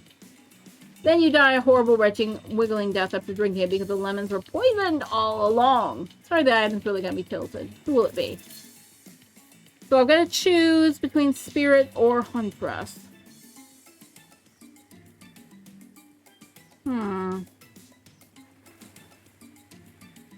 I think we've given Spirit quite a lot of attention. I mean, I'd put up with cold-blooded killer for an hour in a hot tub. Sure. Spirit or Huntress? Let's go Huntress. I gotta go with Huntress. Have you played Dead by Daylight before, Lola? These are all killers from Dead by Daylight. In a dating sim. Random. Whee! Huntress is like a giant lady that throws hatchets. You and the Huntress make your way to the secluded beach house, and your heart hums in your chest. Don't look up. Thrums is a real word, I swear. These are the nerves, excitement, and terror, but isn't fun to mix sexy and horrifying. Oh yeah, Dead by Daylight's really fun. I love Dead by Daylight. It's a fun game to play with people. Huntress is quiet as a mouse as she guides you through the island forest. Struggle to keep up and she moves like a jungle cat, all muscle and silent leaps across a thorny bush. She halts suddenly, you crash into her, having desperately tried to keep up. You follow her gaze and realize you've arrived at a cabin in the woods. To nearly all horror films and stories, you come here willingly as a fearsome killer. Great job. The cabin is cozy, but something seems off about it. You can't quite put your finger on what it is. In fact, it's abandoned. The huntress stares at you through the bunny mask, cocking her head to the side if going to gauge your reaction to the hideaway. Are you going to invite me inside? Why, you need an invitation. Are you a vampire? Haha, no. Oh. Just made the huntress seem a little disappointed. Didn't peg her for a lover of the Fang, but hey, I don't judge. She must be a fan of what we do in the shadows. Come on, let's explore. You follow inside. It's creepy, rickety, and definitely not up to code, but certainly homely charm. It's actually kind of nice. She's got some, like, soda pop and water over there. Oh, I like the little, like, seashells she's got. That's cute. Oh, look at the little ducky on the boat. Oh, it's a nice little house. I like it. You're quite the decorator. She blushes, indeed. A chandelier made of bones hangs delicately from the foyer mountain. A collection of trinkets lines the mantel. Something tells you that the people who once owned these things are not of the moral coil anymore. Could the huntress be Huntress's next victim? I mean, maybe. She is giving me googly eyes. That gives you a wicked thrill. Yay, she's looking at you again. What do you think of my collection? I'm more of a minimalist. I could learn to like this. It's so much. I like her collection. You can certainly learn to like this. The whole place, this whole white tactile. There's, look at it, organized chaos. Makes me want to craft things off my hands. Do you like it here? You have eyes of someone who appreciates fine stolen things. Can't wait to go treasure hunting with you. You could find so many goodies on this island. But first, what do you think of the other killers on the island? I mean, Trickster is pretty out there, but everybody thinks it has interesting backstories and whatnot. Little gossip, huh? What are you playing at, Mel? You're gonna find out Huntress's backstory. Huntress considers this for beat. She seems to have two modes. Thoughtful and explosive. I hope to never be in the splash zone when the explosive part emerges. Why, are you jealous? Where you could dance where the house begins to shake, Huntress loses her balance on a termite-infested floor and falls in the arms. You're not mad about it. How am I holding Huntress? Do we have time to enjoy taking this moment in? Crab people! To attack, a horde of killer crabs invade the crevices of the poorly constructed cabin. There is that you and Huntress in swarms, like she couldn't take them. I'll let her do it. Her house. I'm a guess. Race at you and Huntress in swarms, cracking their razor sharp claws at you. You must act quickly. What will you do? Shield Huntress, run and hide, grab Shaska. Oh, what's that? Do I protect her or do I run and hide? Because she can take them. I think I run and hide. Barely free from shame, you play the coward's way by hiding in the cabinet. I hate crabs! The huntress easily defects the horror crabs as you watch through the keyhole. First from the cover, the huntress stands triumphant among the massacre of crab corpses. She can barely look at you. She is so disgusted. Huntress sits down on the wicker couch and begins cleaning the guts off her hatchet. The obituary scene of every killer, there's happy to be in the source of what she's wiping off. Looks like we're having crab for dinner. Doesn't smile at your joke. She has a ponderous look on her face again.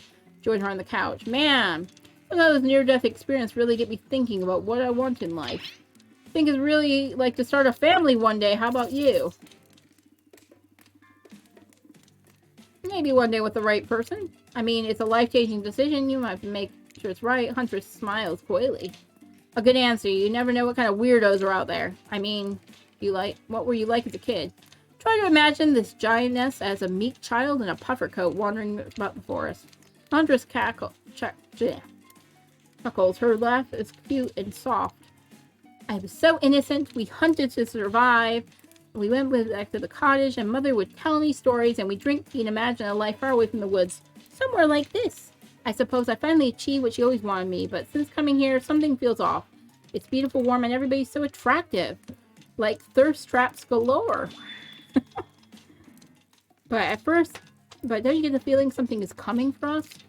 Oh no, she's onto you, but only about that. Swirling memories rush through your head. Nightmares, visions of the dark cloud, Claudette and Dwight, vacant stairs. They're like some sort of hypnosis. Quick, validate her theory. Totally. I think you're onto something, you know. How long have you been here? Do you remember anything while you might be here? Having these dreams, seeing things. I think we're serving some greater purpose here. Working for the entity. Huntress reveals a strange object is stole from near the stage where the trickster performs. It's some strange symbol on it. Truthfully, it doesn't seem that strange to you. It's just glass bottle. However, the label is interesting. She hands it over to you. Or she can explain her theory. Claudette and Dwight burst in and interrupt. We have a dramatic announcement! But it needs to happen back at the beach. Uh-oh. Distraction. You arrive at the beach and realize you were set up. There's no big announcement after all. What we have here is a good old-fashioned rivalry. It's true. Exactly like the voice that can hear and certainly aren't referencing anything. Forced to impromptu your lovely date by another killer. They're here ready to make you an offer that love you and won't be able to deny.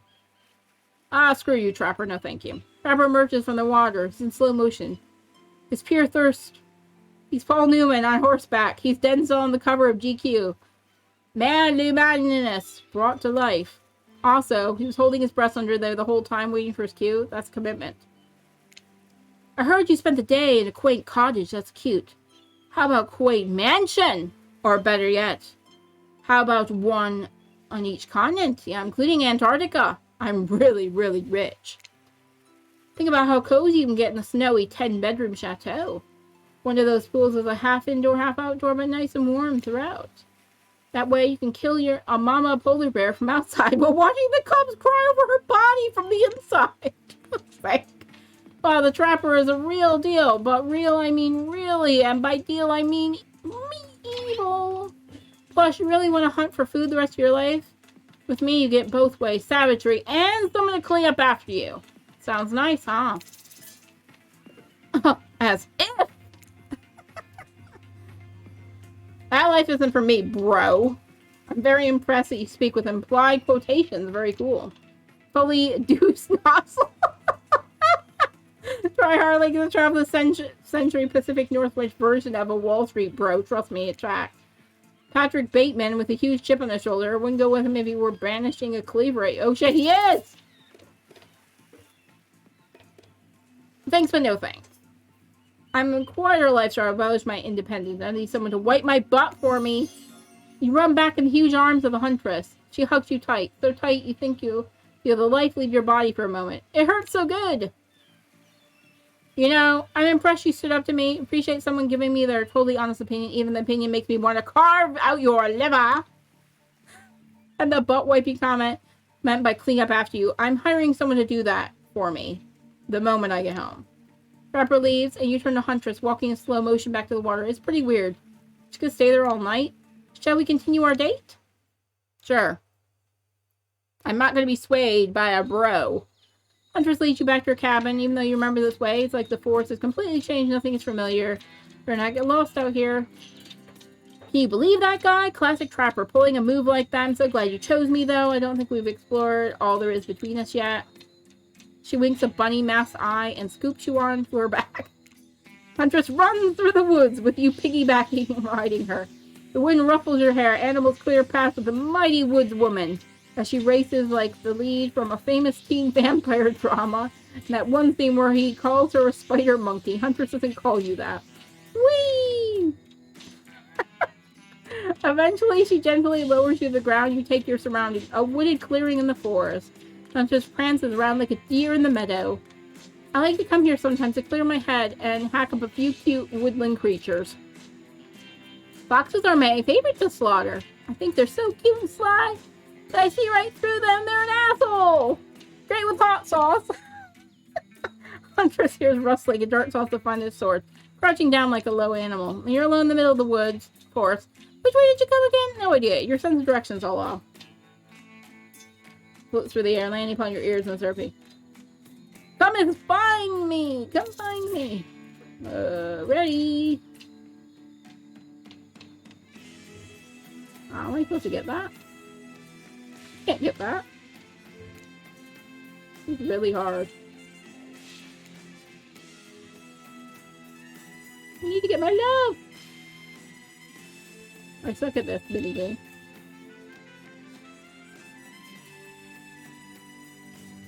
Did I get it? No. Oh. Not bad. Super hard. No. Darn it! That was so fun! You're good at hiding! I'm having a real blast! Thanks. Takes over 10,000 hours of practice to get good at something. Yeah, they do say that. That was fun, huh? Keep trying to relax and have some time. It's really hard for me. Anytime I let my guard down, something terrible happens. What if we let our pants down? Like what? What if I have to say? What if we let our pants down? Come on! I was trying to have a serious moment. Is it all jokes with you? Sorry.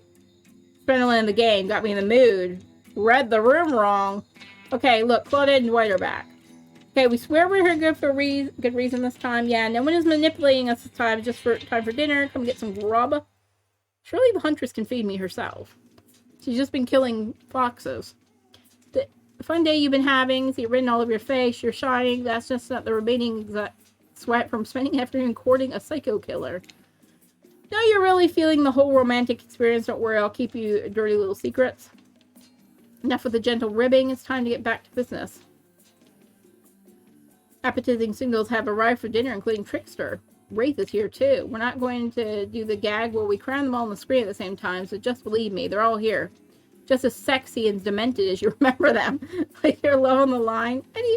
Everyone is being very careful not to offend you by saying the wrong thing. Congrats, by the way, on getting this far. I'm surprised, as you are, that these four are falling for you. No, not because of your personality, because you just met them yesterday.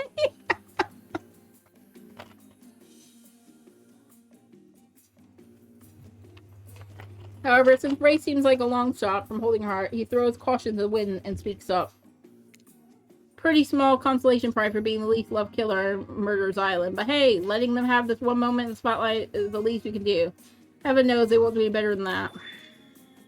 Think of watching everybody else gorge themselves while I'm preoccupied with, trying to get to the bottom of this never-ending nightmare. So tonight, none of that. I'm really hungry anyway, so say should we do a simple salad or something? The green kind, not the mayo kind. Mayo is gross. I'm fine with just lettuce. Doesn't have to be fancy. Not iceberg, though. No nutritional value. Letting Ras choose was a mistake. That's all of us. Dinner will be served shortly. But certain power brokers would like to know about your day. To share a day with the rest of the crew? An interesting day, that's for sure. How you describe to others. Say too much, too little, or affect your standing with the group. But I know just sit there saying nothing. Nothing is not an option.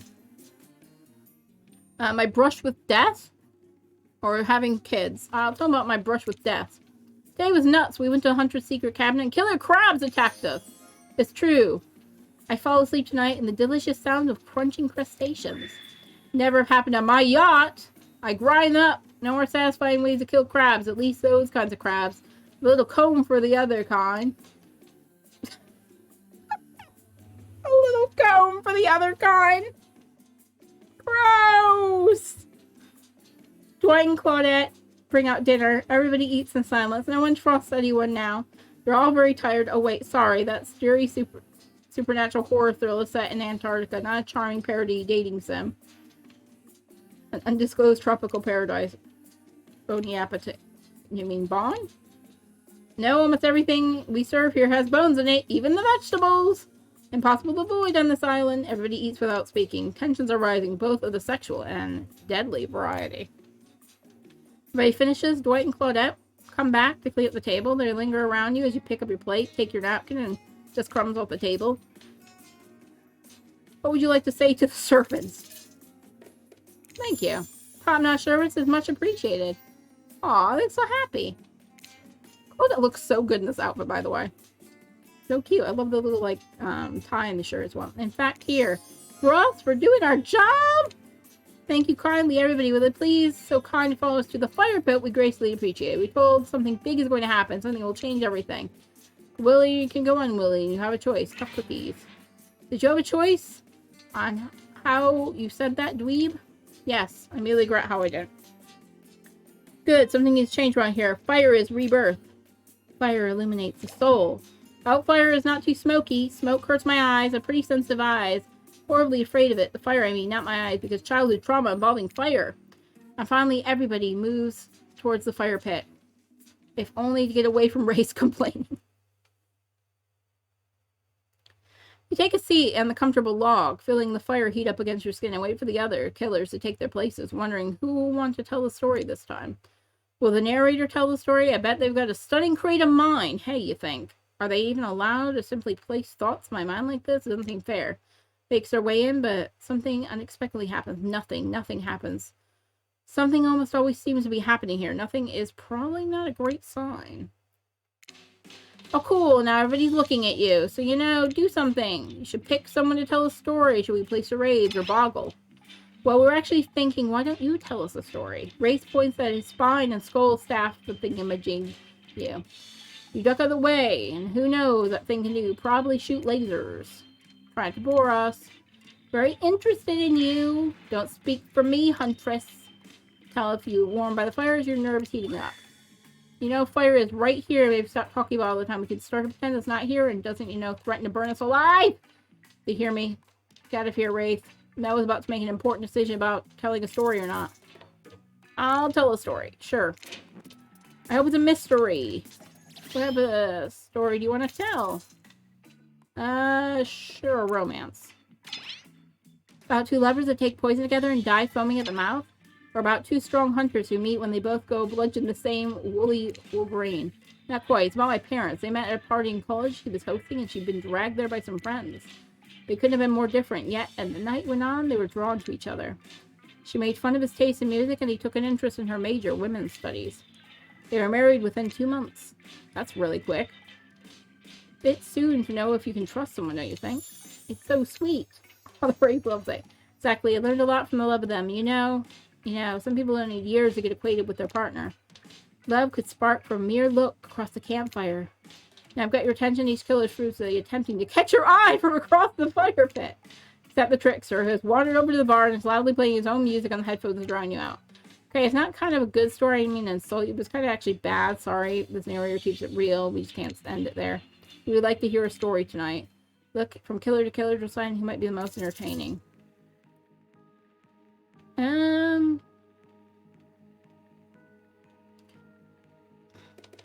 Let's hear spirits. I suppose I could tell the story. I don't really want to, but anything sure would be better than whatever get out of everybody else in this group. Like all good stories, I stole this one from someone in the past who is dead now and can't do anything about it. It's called the bride, technically, I suppose, the fiancé. One winter, a young couple decided the next spring they would be married. The two were madly in love and couldn't wait for the snow to melt, so they joined in matrimony and unite their souls for the eternity. For the last bridal trends, they decided to have their wedding ceremony on the edge of the woods in a beautiful shabby chic farmhouse. Together they spent months planning the details of the wedding, and the two created invitations, figured out seating arrangements, and tasted 100 cakes before settling the perfect one. They chose Lilikoi, by the way, so fancy, I don't know what that is. They came here at the time to figure out decorations. However, the bride, or the fiancée, I guess, since she was actually married yet, wanted to take the lead and set the style. For all, her boyfriend had been wearing cargo shorts and open sandals for pretty much their entire relationship. Definitely not to be trusted. Having decided on such a lovely, natural setting in the ceremony, the fiancée decided she wanted to create unique floral arrangements for the local wildflowers and surround the farmhouse. But as soon as the sun rose on the day of spring, she set off in the woods. Each day she spent hours mapping where the best blooms would be found and prepared to pick them herself during the wedding so that they'd be the height of freshness and beauty. Enamored with the incredible variety of flowers in the woods, she surveyed the bride, or the fiancée, so the not yet been married, became obsessed with knowing how many there were, and she could choose the absolute best. When the fateful morning of the big day finally came, the fiancée told her husband-to-be she had one final errand before the wedding. Excited for the ceremony to come, she dressed in a beautiful white gown and set off on the woods to gather flowers. Treading carefully, she followed her route, selecting only the best stems and collecting them in a basket. However, when she came upon a once familiar clearing, something was not expected. Somehow it was more beautiful than she had before. Just at the edge of the view was a new bush filled with blossoms, so vibrant and colorful, and dizzy looking at them. But the fiancée ignored her sudden spell and pressed head, scooping up the flower by flower, and every time she did, she noticed that another further ahead, possibly more beautiful blossoms. Carried by the sweet fragrance of the spring air, the bride, or the fiancée, crept further and further into the woods until she turned a corner, stepped in a mossy fallen tree trunk, realized she'd been here before. But it wasn't the clearing she remembered, at least that's how she remembered it. The flowers were suddenly overripe, decayed, falling from the stems and festering moldy piles on the floor. Where the bees had been, now only flies buzzed. What seemed the flowers had intoxicated, the smell of mildew made her sick. She turned and looked back. The path was once dark. The shadowy glen she walked and walked. That day, the guests gathered at the farmhouse, but the fiancée was nowhere near to be seen. Her friends, family, and love began to look for her, of no avail. They searched the pasture, the tree line, and into the forest, and no beautiful wildflowers were no longer to be seen. Just old dead trees, trampled vines, and moss-covered rocks. The fiancée stayed a fiancé for eternity, always wondering, looking for fresher blooms to clip, but never finding them. Distracted by the never-ending search for perfection, able to see what you love for who you are, out of all alone. I thought it was beautiful and sad, just like someone we know. How was story time? A lot of people like to take post shots at sequels, but I think a good story deserves a follow-up. I think at the end, the sequel is almost never as rewarding as the original. That's why I'm more of a fan of the episodic style of storytelling. Knowing Siri takes a lot of pressure off the individual Go away, Siri. Knowing a series takes a lot of pressure off individual installments and build a greater sense of community between audience and creator. Tell me, Mel. If you could delete any sequel in existence, what would it be? Don't answer that. We don't actually care. We're not here to make sure you seamlessly move on to the next segment in the evening. God forbid the small talk get in the way of romantic twilight moments. Right? I'm gonna need you to shut your yap trap. You know, you need to get back to that thing we do whenever we're not on screen. You know, have fun tonight. Try not to wink wink, end up dead. Why did you say words wink wink out loud? What kind of double entendre are you getting at with the end up dead thing? You're just physically incapable of winking. Not since the accent. You know, all these people are despicable criminals with double-digit kill counts, right? Except for Spirit. She really doesn't belong here. She's strictly a victim. Not a perpetrator. Or she's pissed. Did I hear someone trash-talking Spirit? Deal me in. We say we take this off the hot tub so we can soak in this bod while roasting the ghost in some kind of killer hot pot. Please. Talk of burn things and lit and getting blazed, as enough of these activities have set near a literal fire, surrounded by figurative flames as well. What if we ran far away from this place we could, just you and me? On those spindly legs, you probably... Someone calls Spirit a lollipop. I think it was Maria. When we played DVD. He just looks like a lollipop. You're probably tired before we get too far. Running us someplace more secluded Mel's after you. Obviously join me. Seeing those legs, pure power. Now walk speed really reflects my giant stature, but because I chose to move slowly for stealthy reasons. My choice is completely logical. So obsessed with comparing themselves to each other and creating drama, I'm so over it. Then you get it. Society wants you to pick and fighting each other, and the corporations to swoop in and sell you fake solutions to your fabricated problems. I'll be sitting in the shade, drinking something locally sourced, while thumbing through a public domain novella, putting down recycled paper because I refuse to play their game anymore. It's like she's actively trying to be unappealing as possible. To really turn anyone else on, or just... Despite Trapper's insatiable appetite, it seems his attention, along with the attention of everybody else, is still on you for a moment. If you could, I don't know, pick just one of us, we could all move on with your life. You could, some special products you've been doing. Durden, who will it be? Evening activity. Just saying, you may not get a ton of chances to date around before this time that Murder Island comes to a close. Sad with that name either. Streaming TV reality dating show boom happening is pretty much all it's not taking. Just color what you pick. We're back to excluding the trickster because that guy. I want to stick with Spirit. Oh, you picked me! Yay! Sorry, there's really me. I despise phoniness. I should be honest with you. Make it for interesting company and love the idea of winning over the other killers at all costs, even when you're going to hate the game and the prize, but I had a long day. Floating, subverting expectations, grinding my teeth as I imagine sweet revenge takes a lot out of me. So don't bring up your A game, alright? Might seem like I hate everything and really know who I am is impossible past not worth trying, but too bad. You know, sometimes you search deep within yourself and bring everything you got, exact right thing at the right time and melt your cold heart in an instant. I don't know the rules here any better than you do. See you at the bar, I guess. You arrive at the bar to find Dwight and Claudette both handing cocktail shakers, surrounded by a bevy of bottles for assorted boozes. Who's ready to get wasted? You know, I don't drink, so not me. That should be wasted as in killed. And I'm like, hey, Dad, are you out there somewhere? I'll find you and waste you for what you've done to me. Really don't drink, like, ever.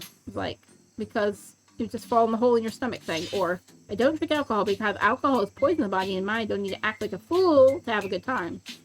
Then why did you choose a mixology lesson as your romantic nighttime activity? Everybody knows this kind of date is an excuse to get loaded up on booze and make terrible decisions. It's true. Not a single person has learned anything at any one of these. Guys, it's not true. You learn how to tie a cherry knot. And this time using only your tongue. Whoa, whoa, whoa. Who ordered the soda with a splash of private business? Because that's off the menu. I think Claudette and Dwight are supposed to be dating. Well, I know what I'm drinking to forget tonight. Dwight's actually quite cute in this game. I mean, I love Claudette's outfit, her hair. She looks adorbs.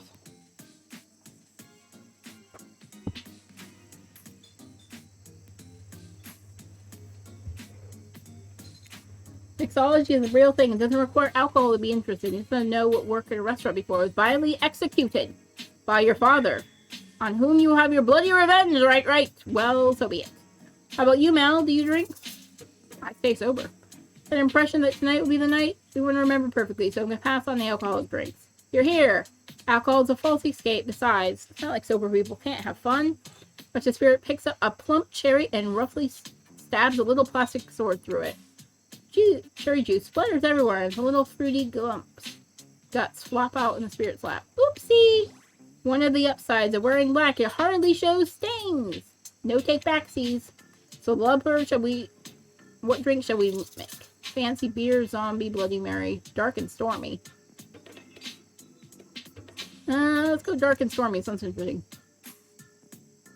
How about dark and stormy drink for my dark and stormy date? Aw, that is cute. Please follow us to demonstrate how dark and stormy is made. First, rum, or in this case, rum extract, and a bit of apple juice is poured over ice. And the fresh ginger beer is added to it. Garnish with a lime wheel. And drink the end. Ugh, I don't want to do it. Don't forget the lime wheel. Rum substitute, ginger beer over ice, and a lime wheel. Not so classy. Wait, have more common than that. Don't you dare. Spirit seems to be a lovely mood. She sips her dark and stormy, tonight even rolling her eyes at your pretty petty behavior. On cue, a literal dark storm begins to make its way in the ocean. You taste your own dark and stormy as you watch the clouds approach. It's quite refreshing. Isn't this fun? Look how pretty she looks. Most drama-free fun I've gotten a while. Since you picked up a simple but delicious drink, you got plenty of time left to relax. Want to make out a little? You breathe in a sip of your drink and immediately begin coughing before you can get a yes out. Lightning strikes a palm tree at the beach and immediately starts a fire. The activity ends abruptly. Claudia and Dwight usher the two away from the bar. I think the entity doesn't want us to make out, which is rude. Gangs all together once again at the volleyball court. Seems like yesterday we were sitting on the sidelines watching everybody get sweaty. That's because it was. Oi, you feel like being on here a lot longer than actually. It's so late the sun is already beginning to rise.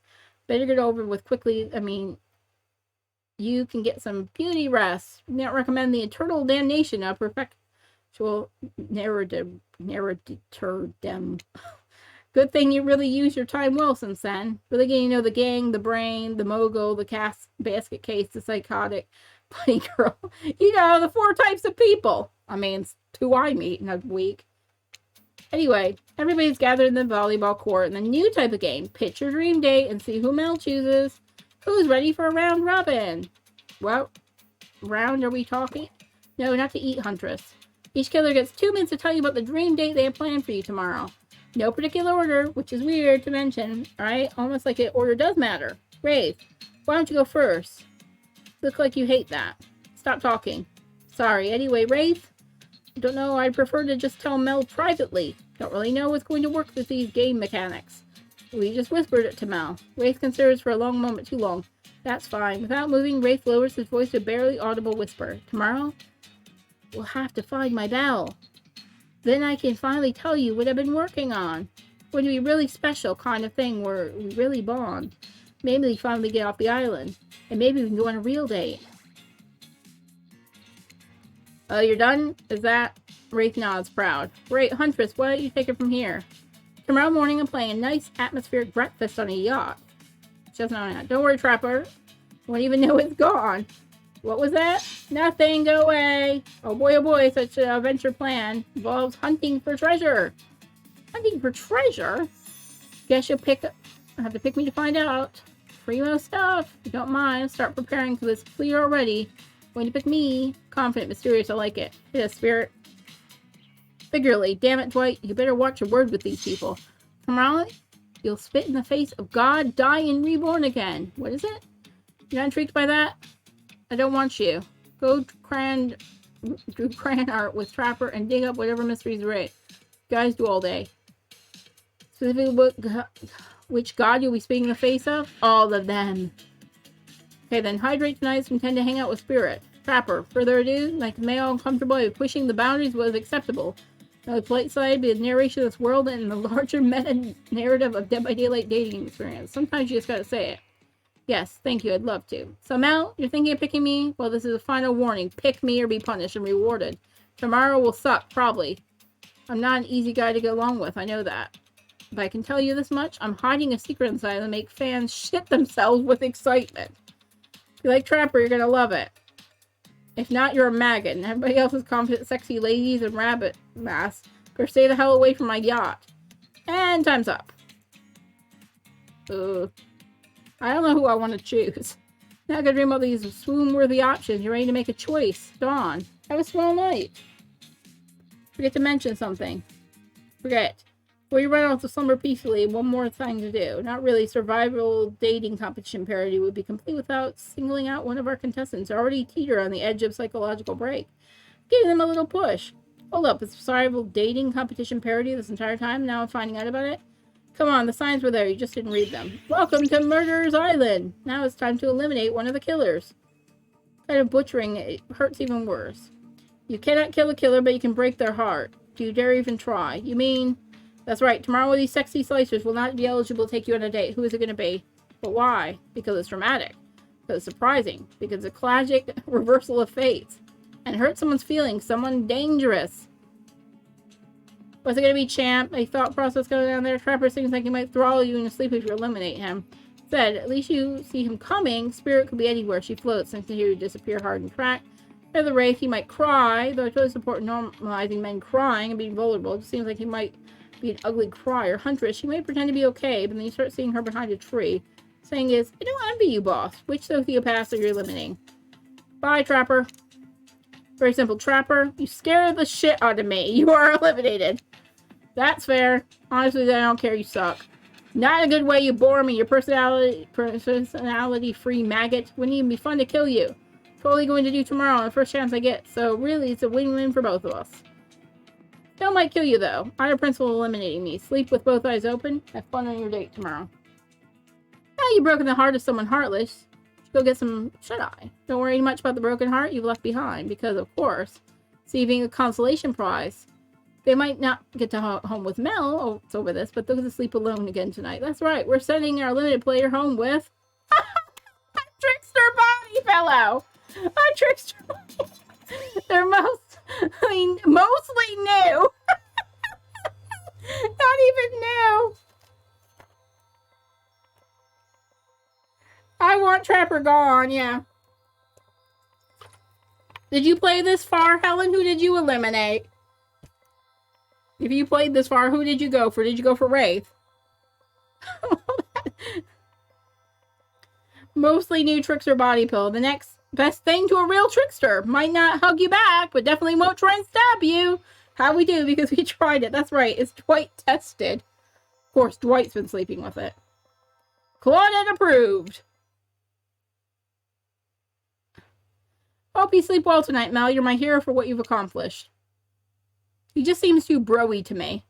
How can you sleep tonight knowing what you've done? Not because of all the guilt, but knowing that there's a legit homicidal maniac that hates you close by. Well, I've got 3 homicidal maniacs that don't want me dead. I don't know how you'll do it, but you better go before Dwight and Claudette come back and put you in sleep themselves. You know those two. Schedule.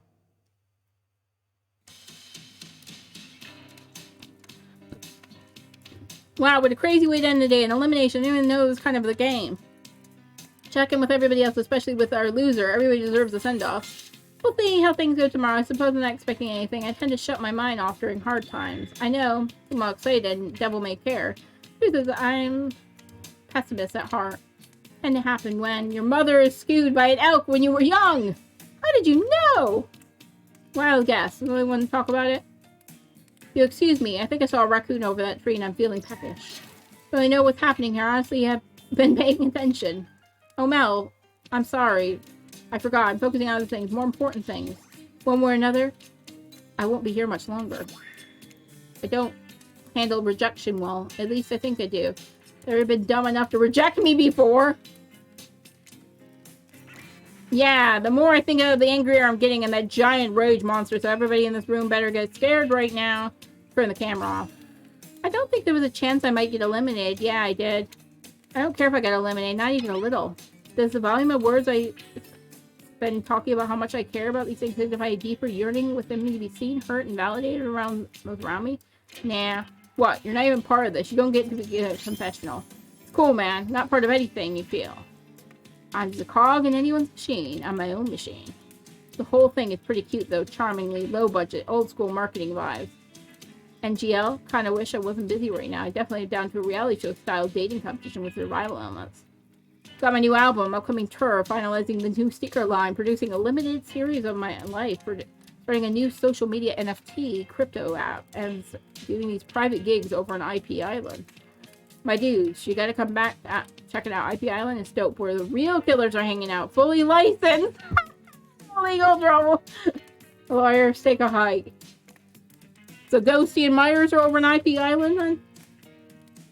I'm gonna tell everybody that Picture said that about them, don't worry. I'm talking about your favorite established characters from all over pop culture. Can't be seen in this house when you mention him like Ghostface. Don't you say. Look, we get it. You're very popular in demand. Have your game to get back to. Don't want to get sued. So Ghostface is over on the other island. Ghostface. Come on. I don't care. I'm the trickster. See you around, Mel. You two narrators. I have a name, you know. You do? Yeah, seriously. They're not paying enough to deal with you people. Is it my turn? What now? No, it's not your turn. You're sentient water. How are you sitting on that chair? What's a chair? The thing you're getting all wet. You're gonna smell like mildew. Okay, rude. Fine, let's get this over with. It's your turn, Ocean. You check in. Check in. I was looking for the bathroom. Bathroom? Are you serious? It's down the hall to the left. It's okay, never mind. Never mind? What does that mean? No, not you two, too. It wasn't meant to be confessional time for literally every character in this game.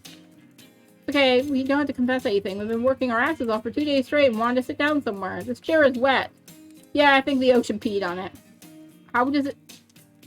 That... possible, I don't know. I don't care. We're looking pretty pleased with ourselves. We got something to confess. Oh, great. What's it gonna be? You ate glue in the second grade? You cheated on an algebra test once? Watching Trapper get eliminated was the first time in this unending spiral staircase of pain in my life that I've ever felt a modicum of joy. Every minute that I'm alive is a nightmare, and this place, the sun, the sweaty, sugary drinks. It sounds fun for a long weekend, but in eternity? The unrelenting rhythm of crashing waves and wailing seagulls is like a transcending song of evil that makes me question the very foundation of the universe. Why am I here? Why are any of us here? What kind of sentient would do this? Please erase me from existence. Make it so I was never born. Pull the plug on the experiment and let my soul be free. Please, please, get me out of this polo shirt. Look, let's get you to bed, buddy. I don't want to go to bed. Going to bed means eventually I'll have to wake up. Yikes, huh? Weird way to end it. Well, what are you gonna do? Let the camera roll long enough? Someone's about to say something crazy. Anyway. Seems like everybody's had their shot to annoy me tonight. I'm gonna hit the hay and get some rest. Tomorrow's gonna be a doozy. I'm assuming tomorrow will be the last day.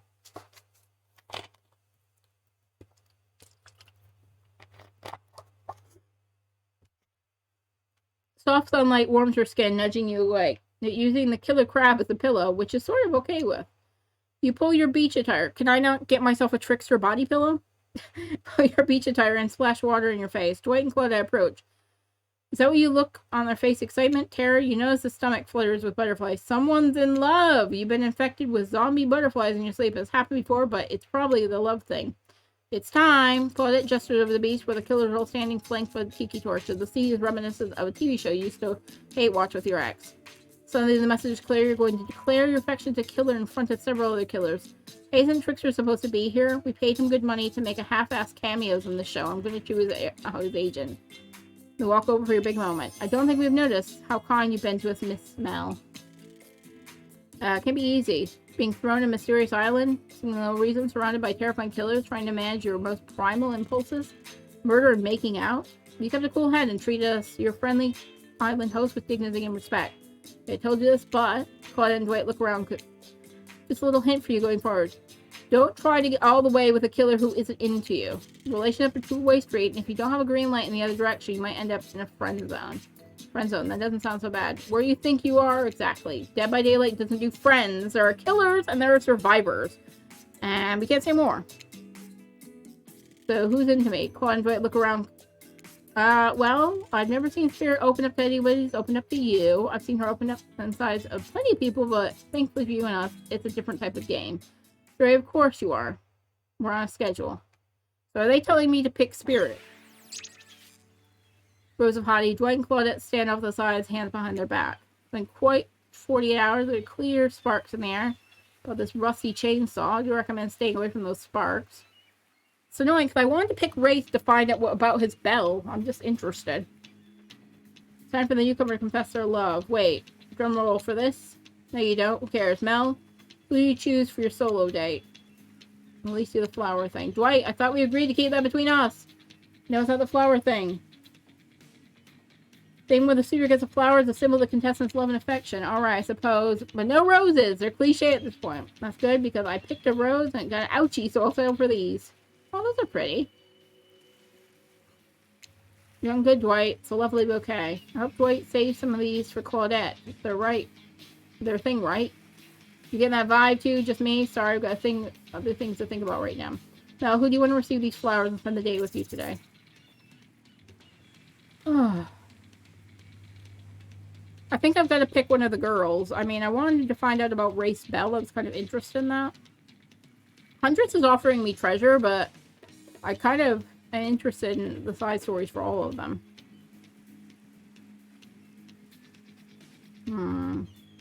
I was going to pick Wraith, so he had a chance to go on a date with me. I think we're going to make it random.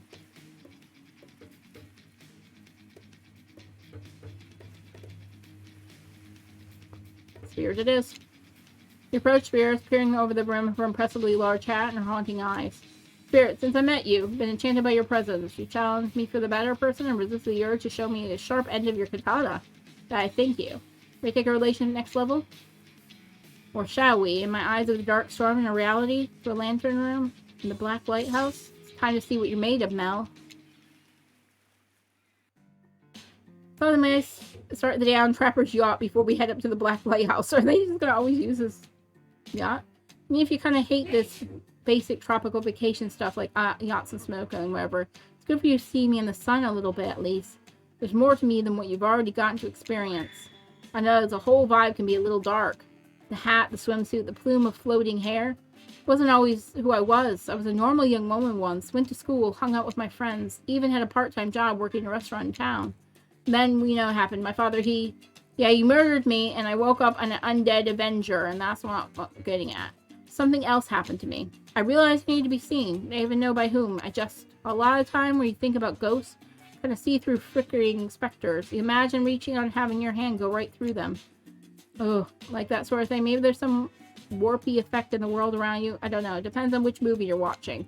When I die, well, I dare you to try and reach your hand through me. Not really. It's not an invitation. It's rhetorical. Why'd I end up this way? Who brought me here to this island? Who knows? I sure don't. I got my ideas. But I'm not exactly out there digging around in caves, dusting off antiques, and trying to find clues and analyzing their meanings. I don't want to take this experience seriously, though. I want to give this process a chance. Dumb process, and one that I have extremely little respect for as a person. But you just woke up on the beach with no memory of who you are, where you come from, and rather than freak out and simply try to swim away, you're giving this a chance. Actually, didn't know swimming away was an option. I mean, I'm not a good swimmer. It's not. However, the fact you never tried, that means you got courage. An open mind, I don't know, maybe you're stuck around because you like someone you met here. Maybe.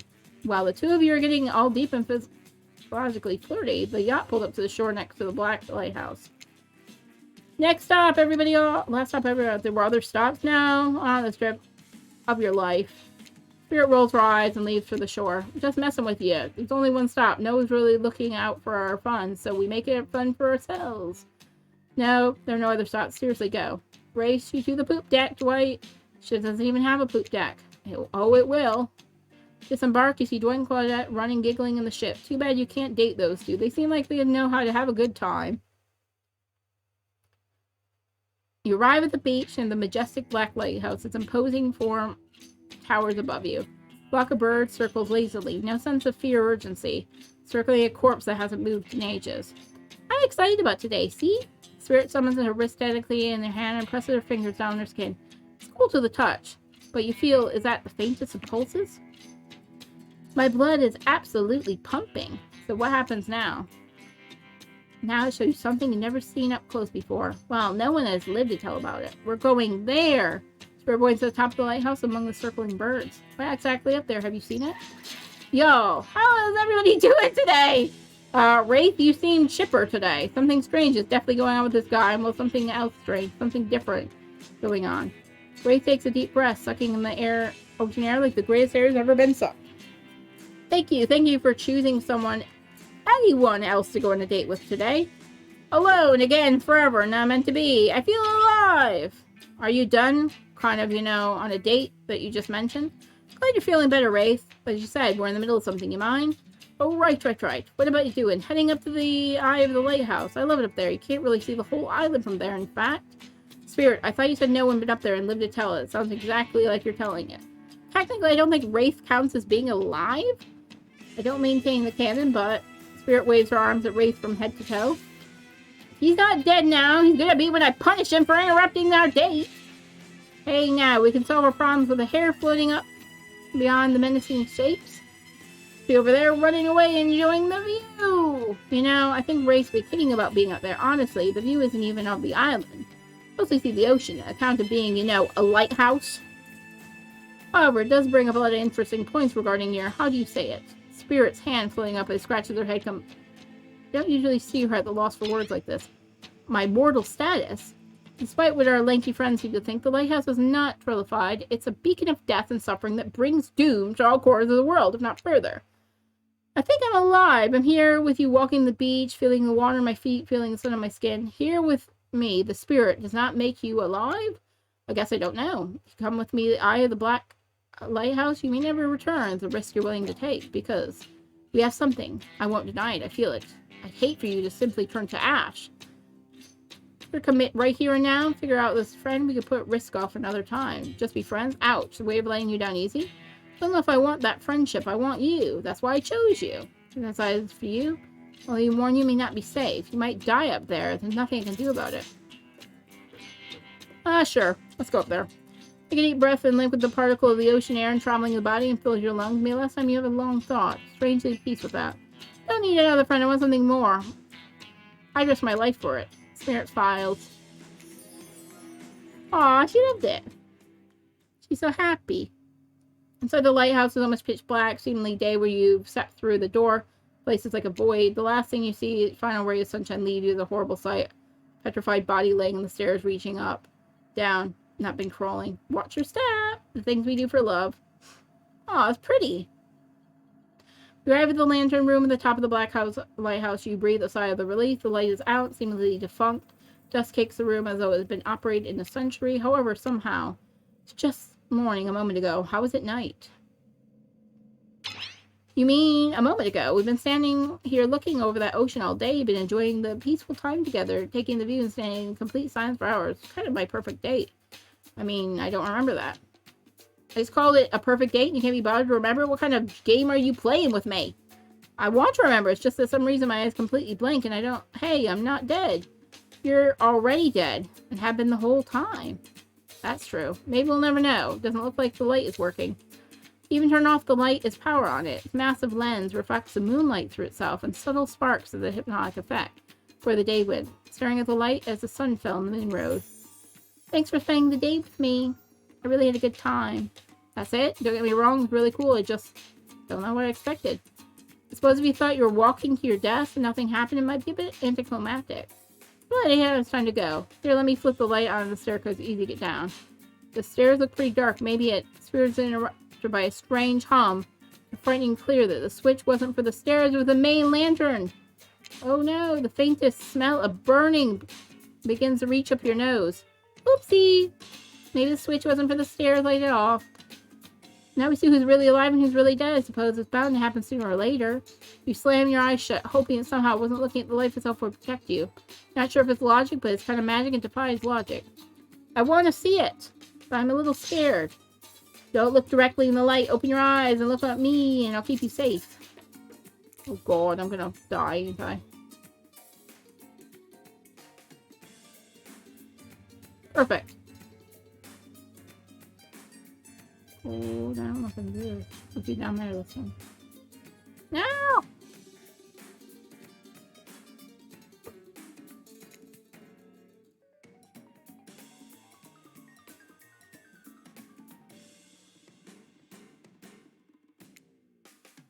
Oh lord, this is bad. I'm gonna die, ain't I?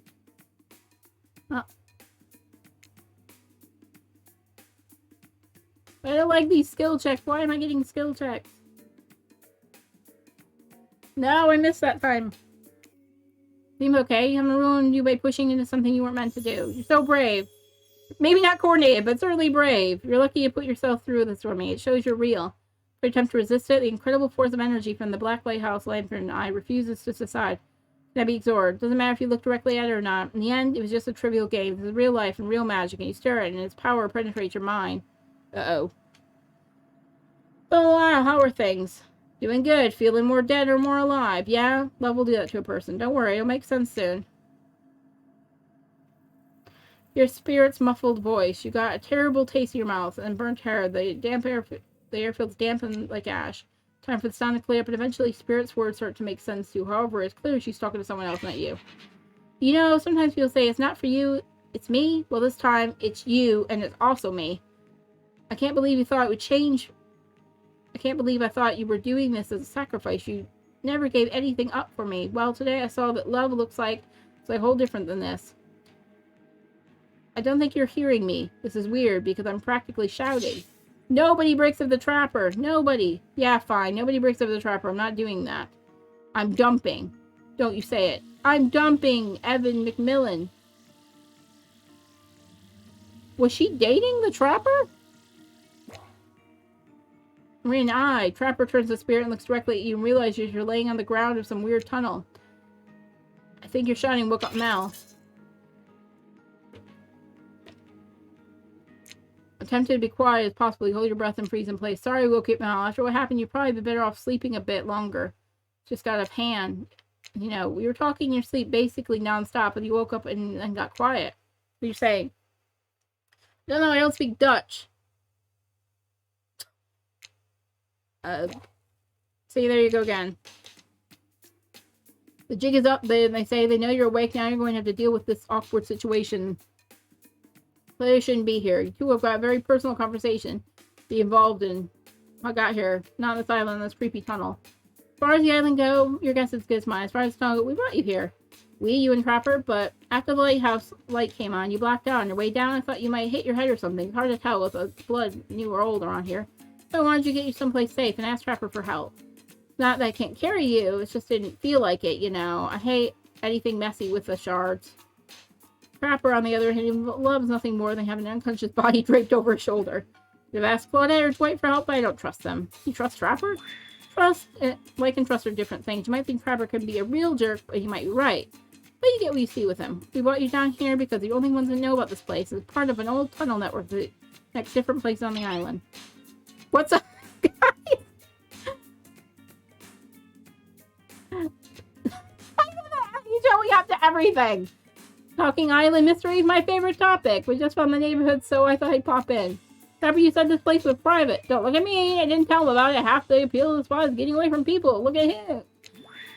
Well, geez. Know what I'm not wanted? So you're a throuple now. Or because I gotta say, I get the whole team Trapper spirit thing, but hey, it's not my business. Don't stick my nose in it. We're not the thing. Nobody traps the Trapper. Not with traps or with relationships. Realize you're sticking your nose in our business right now. Wow, so hostile. You don't want to talk about it? Just say so.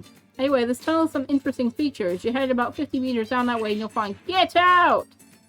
Wraith looked around, doubly sure that Trapper is addressing him. I was just leaving. The island is a lovely place, for which is great for me. I love the lone Trapper. On the other hand, he's quite needy. Let of pursuit finally let him catch up with me and came, well, I don't want to call it a relationship because someone really doesn't want to have to talk about that, but we're both more than friends. Dispute the events as told as record. I pursue, stalk, and lie in wait. Seeing eye to eye was not one of the things we were good at. If I hate to ask, did I just look at the refrigerator-sized death lamp? So I guess more of the glutton for punishment than I thought? What were you good at? Well, for starters, excuse me. I'll take that question, thank you very much. You know anything about me now? That's not, I'm on a quest. For revenge! Is Trapper the one you want? Exactly might know. Trapper is a great classical story of revenge. Trapper blushes in the mask. One way to compliment to the killer. Revenge against friends who turned their back and betrayed him. Revenge against his father for taking him a monster. Revenge against the barista who wrote Evan on his cappuccino name. Ewan instead of Evan. For someone who thinks revenge as much as I do, Trapper is an inspiration. I had no idea they had so much in common.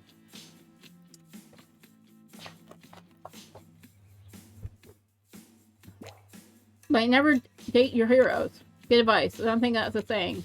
Game alone, Mel. You showed it's okay to be lost. Feel pathetic and push when you have nothing real to offer anyone. I sure get rid of all that, but okay. You held the mirror up to my own doubts and fears and showed them everything about me. Can't embrace those things. Inspired by them. You showed me that life after death can be more than just obsession with revenge and mind-blowing sex on the ground with dark cave or dusty old tunnel. Trapper nudges you in the ribs with elbow. Gropes clearly appealing to Trapper's better features than winning strategy for dumping his ass, because he seemed to be taking quite well.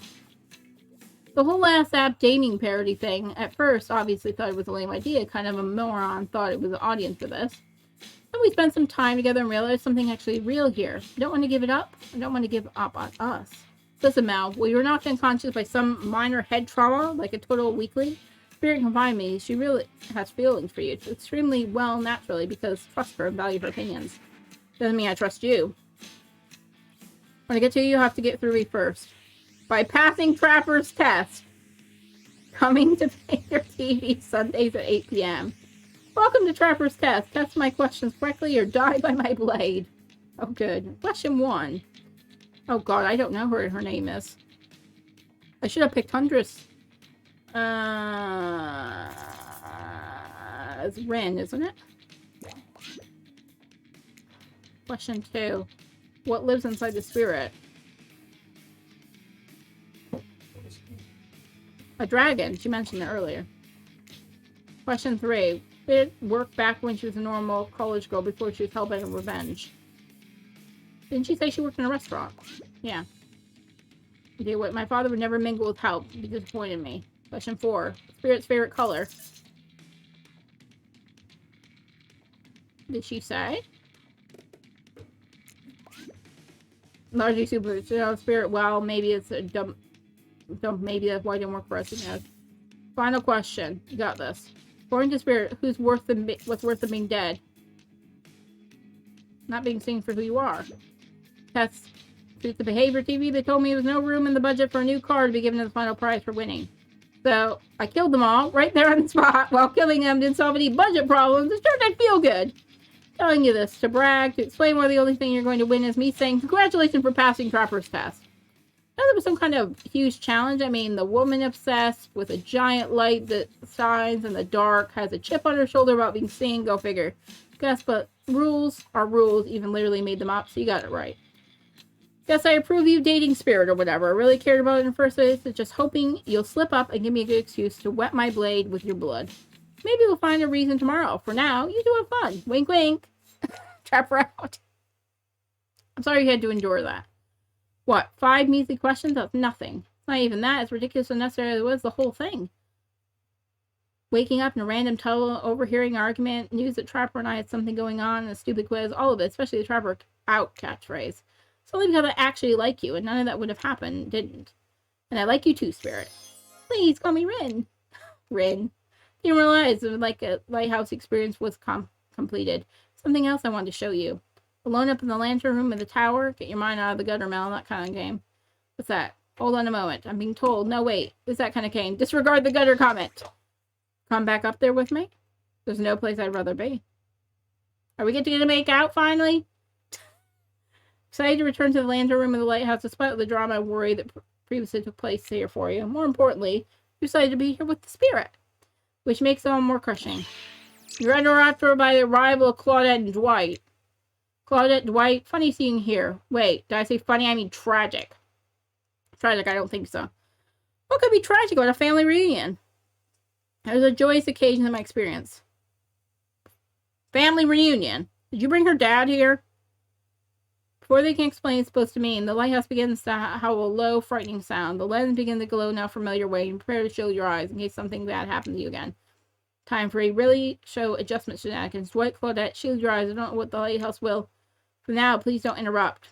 Time you could just got your best interest in mind. Wait, what? Of course. I don't think that I... Go wax in your ears, friend. I asked you not to interrupt. Too late. The black light flares. The darkness, you see something horrible and strange. In this place, Claudette and Dwight are 2 ghoulish silhouettes. Before you can focus on it, the light passes and the survivors have returned to their normal states. It breezes up here. You should put back the sweater. What in the hairy hell? Watch. Your language. Shouldn't speak that way. Oni's here, guys! Oni, Oni, Oni, Oni-chan. I kind of hoped Oni would be in this, because he is related to her. Grandpa! My little Rin, you're such a woman now, they grow up so fast. What? Yokohama would technically be just Grandpa. Technically, he's my great-great-great-great-great-grandpa. Lots of greats, just say in a row. Haven't seen my little Rin since I watched over her afterlife when she was just a little girl. I expect you to say the greats. He doesn't have an island outfit. Actually, this probably is his island outfit. Matter of honor and respect, it's a Rin. She can do whatever she wants, my precious little angel, but you. He stares at you with your demonic red eyes. I'm pretty sure even the decorative third eye in his mask is looking at you. You mongrel. Treat me with respect or to help me, I'll be cleaning bits of your head out of my combo. The bow's like a metal baseball bat covered in spikes. Okay, thanks. Not sure what peasant like you is doing here close to the descendant of noble Yokohama bloodline in the first place. Dirk, Claudine, explain what's going on to me. It's Dwight, sir, and Claudette. Remember, we planned to you we're going to come meet you, great-granddaughter suitor, and give and withhold your approval. 5 greats. Great-grandfather, sir, and honored master, sir. Dwight, he's a samurai, not a judge. Grandpa, they must have summoned you because you think you have great judgment, and because you summoned my father would be too distracting. Right, torturing him all of eternity to continue for the rest of the, whatever this is, show game experience. Yes, that makes sense. Only a man of my own power and magnitude could help. Self-important much? Nice to meet you, cousin. Only my friends and family call me cousin, who is a tremble in fear at my presence call me Oni.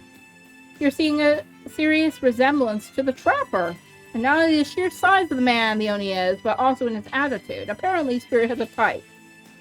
You sure can or want to measure up to that? Why not? It dawns on you, wait a second, maybe you do resemble the Oni. What? Am I the Oni? Every time you try to look at your own reflection over, you become dizzy and confused. Definitely deserves more thought. It's time to consider the fact that you might be some kind of hulking vampire in the first ever case of self-blindness. There's a massive samurai mad dogging you 2 steps away. Well, you don't scare me at all.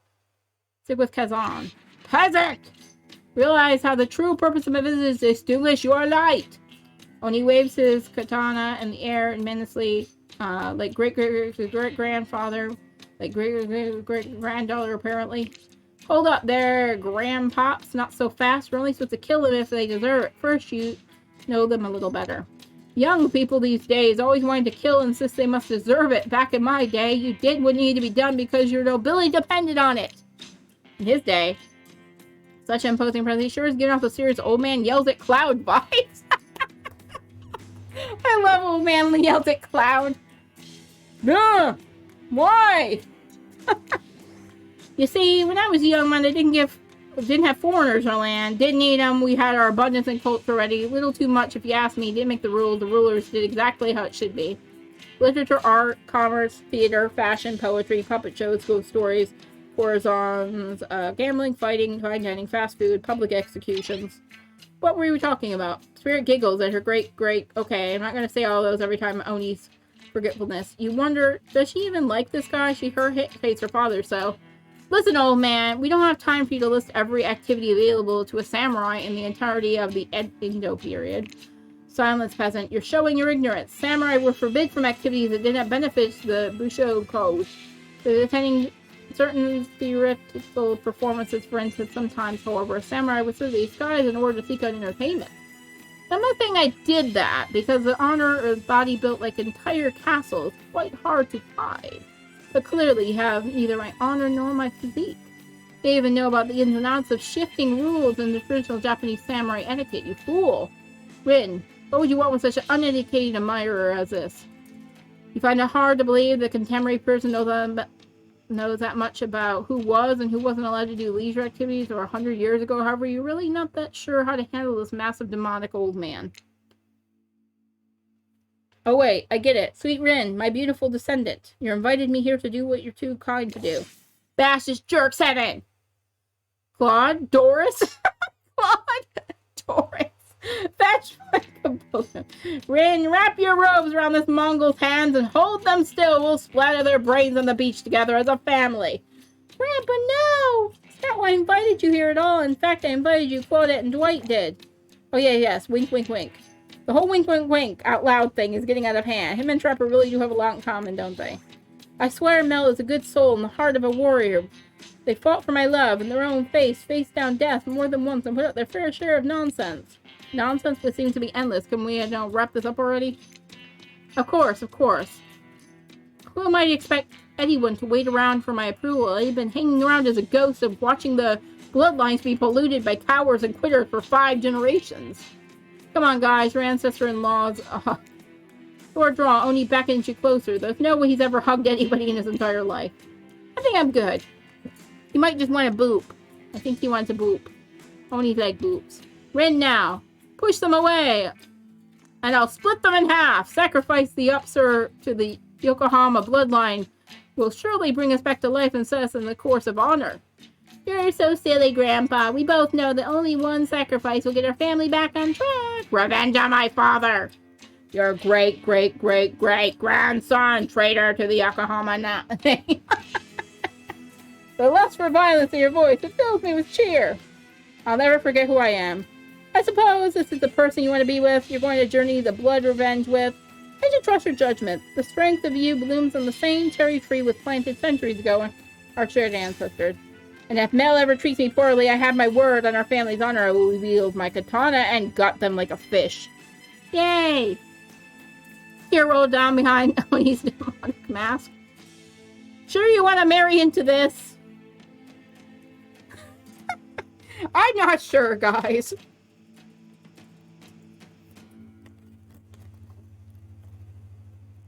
One last word of advice, my dear girl. The father stuff, don't forget it. But maybe stop focusing on specifically and obsessing about him. He did what it was awful. It was already done. Do something for yourself now. Just my 2 cents. Be well, Ren. See you again. Let us go, servants. Clinton Dellis? Diney's? Return to the stables. I assume my dragon has been fed and tended to. Yes, sure. I swear that's still better than dealing with Trapper's dad. Trapper has a dad? Sorry this was disrespected by your great-great-great-great-great-grandfather. He seemed like a very special man. World never measure up to someone like that. A warrior with a hell of fashion sense. I mean, that mask. Don't worry, I've never expect you to or want you to. One, the biggest brute alive. I'd have be down in Trapper's cave right now, avoiding his vintage bear traps. But that's not the life I've imagined for myself. This sense of abstract duty, anger in the world, changing around me, a lust for blood. There's no way I live. Yet, you know, this is the Yokohama way of life. Hi, last name. How are you? We are seducing the spirit. Forever. I am cursed the battle against the dragon that lives inside me, or at least maybe I was until now. You just miss Oni-chan. He was here, making sure she was getting with the right person. Call me a dragon tamer, baby. Never won this game yet. Please don't ruin it. Sorry, I have no idea where that came from. Well, it is quite a good game. That's alright. Let's just pause for a second. Thank you for doing the shout out, Helen. Oh. Oh. Hold on. Ugh. Why does it do that? I don't know why it freezes. It's being freezy. Hold on. Let me just click off that. I don't know how many times if I click off the game it helps. No, it's not going to help today. Sorry, Lost. It's a bit stuck. Oh, shit. I didn't mean to click that. No. I'm missing dialogue. Shit. Hold on. But you do have to be willing to there we put go. up with glitch. Why did it go then? Oh, shit. Oh, God. She's getting naked. Guys, we're missing the nakedness. I'm getting hit on. Hold on. I'm going to hide that so we can see the nakedness. Otherwise... And, like, there can be completely game-breaking bugs. So you can't have an entire playthrough ruined by something important you wanted to do breaking. Naked lady. Motherfucker. Okay. Okay. We are fighting a dragon now. Let me just let it finish playing and then we'll move on. Okay. I think it's okay now. Alright. I don't think there's a way to go back, which is annoying. I wish you could go back. Spirit removes her sheer robe, showing her strappy black bikini. Nice. Her pale skin glows under the light of the moon. Okay, lady. I mean, you got a hole in your abdomen. That's not great. Maybe you could help me head start on applying tomorrow's sunscreen. Okay. I think she likes me, guys. I would never want any harm to come to your skin. How do I navigate around the shards? No, it was never an April Fool's joke. It was always going to come out. Just be gentle. You'll be okay. Here, start with my feet. Move up from there. Steady, steady. Oh, God. I can't do these freaking skill checks. Almost. I like, did her, like, thigh instead of her foot. Oh, we got her foot that time. Yes! I'm close. Oh! Yes! She's really enjoying me putting suntan lotion on her feet. Oh, no, I missed close. How was that close? It looks a bit wrong, doesn't it? That bottle. Ah! Close. I can't do these skill checks. They're too hard. No! I completely missed! She doesn't seem to mind. It's fine. I don't think this is gonna, like, romanticize her when I keep missing. Oh! Almost. If you slow down the damn thing, I'll be able to get it. Slow it down, honey.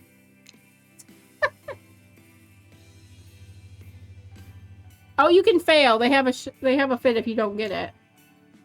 I think you have to keep trying till you get it. So the other ones, they got told off for not doing it. Oh dear. I can't get it. Almost. Oh, so close to her foot. Oh, I did it finally. Yes. God. That's goddamn hot. I love feeling your hands sliding up and down my feet between my toes. My skin has never been more moist. Stupid. Get up here right now. Before you can find the towel to wipe your lotion's hand, Spirit grabs you and pulls you close. Her lips lock with yours are surprisingly soft and warm. The sensation. How is she warm? She's dead. Incredible. Clouds cover the moon and you find yourself on the beach with Spirit in close darkness. It's certainly something, yeah. You can feel narrow strips of her bathing suit coming undone and coming to life, snaking through the air, wrapping around your body, lifting you to your feet. What the hell? Come here, you. So this is what it feels like to fly. Oh, of course you can fly. Spirit pulls you close. You feel a bit of glass press against your flesh. Not right. Pain and pleasure mix and wash over you like an ocean. Salty air stinging your skin as you writhe against your undead lover. The lighthouse howls. I hope Oni is not watching this. In the darkness. Pretty sure that Spirit let the dragon inside of her take over. If it kills you, you're sure it will have been all worth it. The clouds part just as you manage to pull yourself exhausted away from Spirit. Did she cut me? Chunk of broken glass is lodged in your shoulder. Plucking from your skin, it drips blood. I think this got stuck in me when I was having the best night of my life. Spirit drags her fingertips over the sharp end of the glass shard. Keep it. Consider it a memento. Got plenty more where that came from. Sure you do, honey. Sure you do. You arrive at the beach to find Claudette and Dwight waiting for you. Now is the time, Mel, to face your destiny. Actually, about that. Mel, can we talk privately? Not here. Maybe somewhere else we go better for this talk. You know how we feel about schedule, Spirit. Very strongly. You know how I feel about telling me what to do. She'll kill them. Don't do it. Like I said, I'd rather have this talk with Mel privately. It's not the right to do here in front of everybody. You know, from my experience, the upper management and my father's mind, I learned that if you're going to fire someone, it's best to do it in public so they don't freak out. Please. Enough of the fire talk. Wait, you think, no, she couldn't be. She seems to be so in love. I mean, not me. The Spirit is still a spirit. Try to imagine Spirit in love. I suppose she hasn't attempted to murder Mel yet, so... Okay, fine. Your guess is as good as mine. That girl is very hard to read. Word of advice, though. Going to end it quickly. In my experience, the more pathetic the creature, the more annoying the final howls are. I don't need any advice. Everybody out except for Mel. Hey, Trickster. Did someone say final howls? Kind of my jam. I can't stay, right? Especially you. Out. Lame.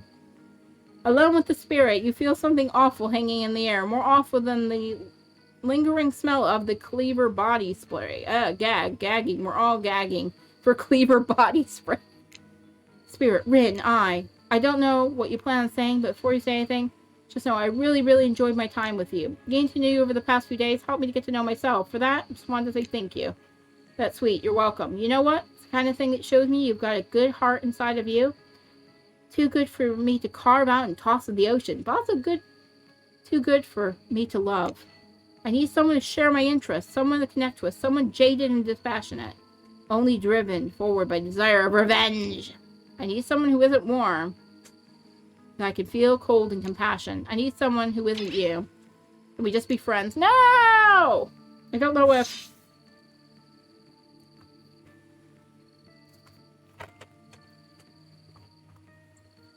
She's breaking up with me! No! I could have went with Huntress! No, we're not friends. We'll probably become enemies. I will destroy you. Friends it is! Glad to have you here from where I need you, but not too close to me when I don't. Be my friend or die, butt choice. Sorry, bots being annoying last. So yeah, I'll see you around. Spirit starts to leave. Well, what? That's it? That's how it ends? You're just leaving me here? I'm not sure how to use the word ends. For that matter, I wouldn't say I'm leaving, but we're definitely through. In fact, you can't see, well, it proves that we'll never really belong together anyhow. Good night, Mal. What the hell? I just spent all this time on the island doing everything I could to get to know you and only be told that I should leave the chocolate factory through the side door? I don't know what that means. Anyways, I said goodnight, Mel. See you around. Jeez, I'm sorry. What a bummer. Hey, did she think she'll see me around? Gosh, I have an idea. Oh, look at this drawing. This is so cute. Look at the little Huntress. Look at this weird reading. Oh, I love it. So, my precious killers lived happily ever after, as they should, learning to love themselves first and foremost, while trapped in a never-ending cycle of torture of my design. Wait, did I just spoil my true identity? Made it this far, you should probably know that. You have to play again and again to find out. The ocean is the entity. Goodbye, Mel. See you again later. Forever. So I didn't get the spirit. One down. Do I have to seduce every of them? Every one? Is that what it is? Apparently there was a secret trickster ending. So I didn't get the spirit.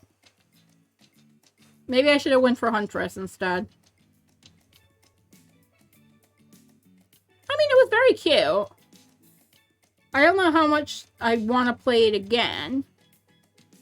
But it was pretty cute. I enjoyed it. Is there anything at the end of this? Waiting to see if there's any, like, little bits at the end. It seems like you probably have to seduce everybody at least once, and then, like, possibly even do Trickster at the end. I wish they had more killers in it, but then there'd probably just be too many. I think they kind of picked the best of the killers that they could. I mean, I would have liked Ghosty, but as I said, he's on IP Island. I like that he was mentioned, at least. So they know their audience likes Ghosty. And Myers, probably. We'll just see if there's anything at the end of this, and then we'll, go raid someone. I really hope that they make these costumes for the killers. I would really love to have these costumes. I'd love to have that Spirit outfit and the Huntress one, and I'd love to have Claudette and Dwight outfits. Oh, you got Ghostface and Myers now. How are you liking them? I like both of them as killers. I think they're both fun. Myers, I think, is a really strong killer, but not with his perks, though. You have to kind of use different perks than his, I feel like, to make him strong. But he's really good. He's pretty easy to learn as well, I find. Yeah, Myers is really good. Ghostface is similar. I like Whispers with Myers. He's a really good one. Because you can usually find the people easily. I type good. You do type good. Yeah, I think I got him with most of them. I also played the Ringu Killer. And I got everybody all the times I played her. I couldn't get Artis. I couldn't understand how to play her. Did you buy this as well? Because you get a Jake skin with the game. And a little charm. Which is pretty cute. It's like a little heart in a trap. Thought this is long credits. A lot of quality insurance. Wish they had more of this on Dead by Daylight. Although The Sims is worse at the moment. It was £6.99. I think it's $10. But it'll go on sale eventually. It wasn't expensive, but I wanted to buy it and I wanted to play it. Okay, thank you for playing. Let's see if there's anything at the end. I feel like there'll be a cutscene at the end. No, there isn't. Yeah, so what you do is if you link your account, you get those things, you get these charms, you get this, do we not see him differently? You get this, oh, it's not going to show you. It comes up on a webpage. You get a Dwight, not Dwight, Jake skin and like, Spirit said that we should just be friends.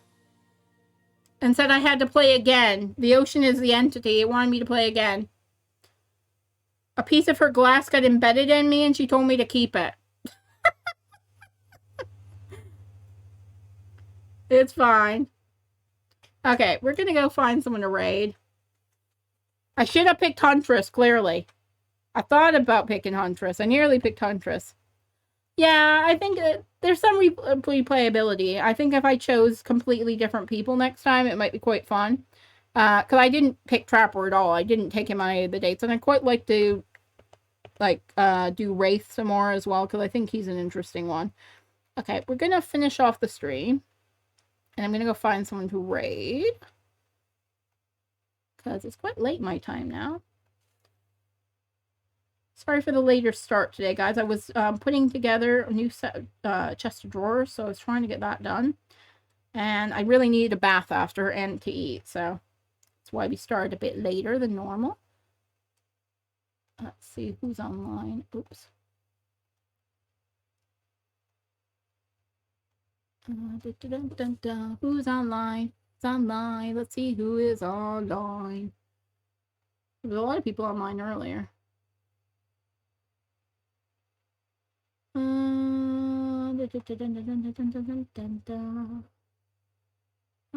Let's see here. This kitten's still going. I missed him. Badly. There. Oh, is she playing with someone as well? I can't really tell. Cool Blade's on. I haven't seen Cool Blade on in a long time. What's AV doing? Is AV still on as well? Oh, AV's got his face cam on. AV start. I think I'll go raid AV just because I normally don't raid him.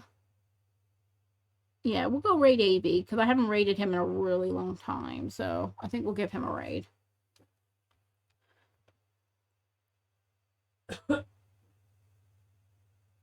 Let's see here. Where's AV at? If I can even find his name. Looking at it, can't see it for some reason. Oh, there he is. Let's go give AV a raid. Alright, guys. I will see you later. I shall be back on Wednesday. We should be playing The Sims then, I would assume. Alright, see you later. Bye-bye. Be done in a minute, Chris. I'm not off yet.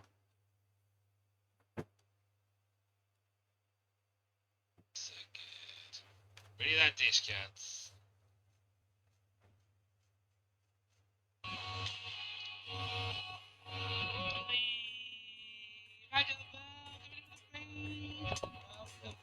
No.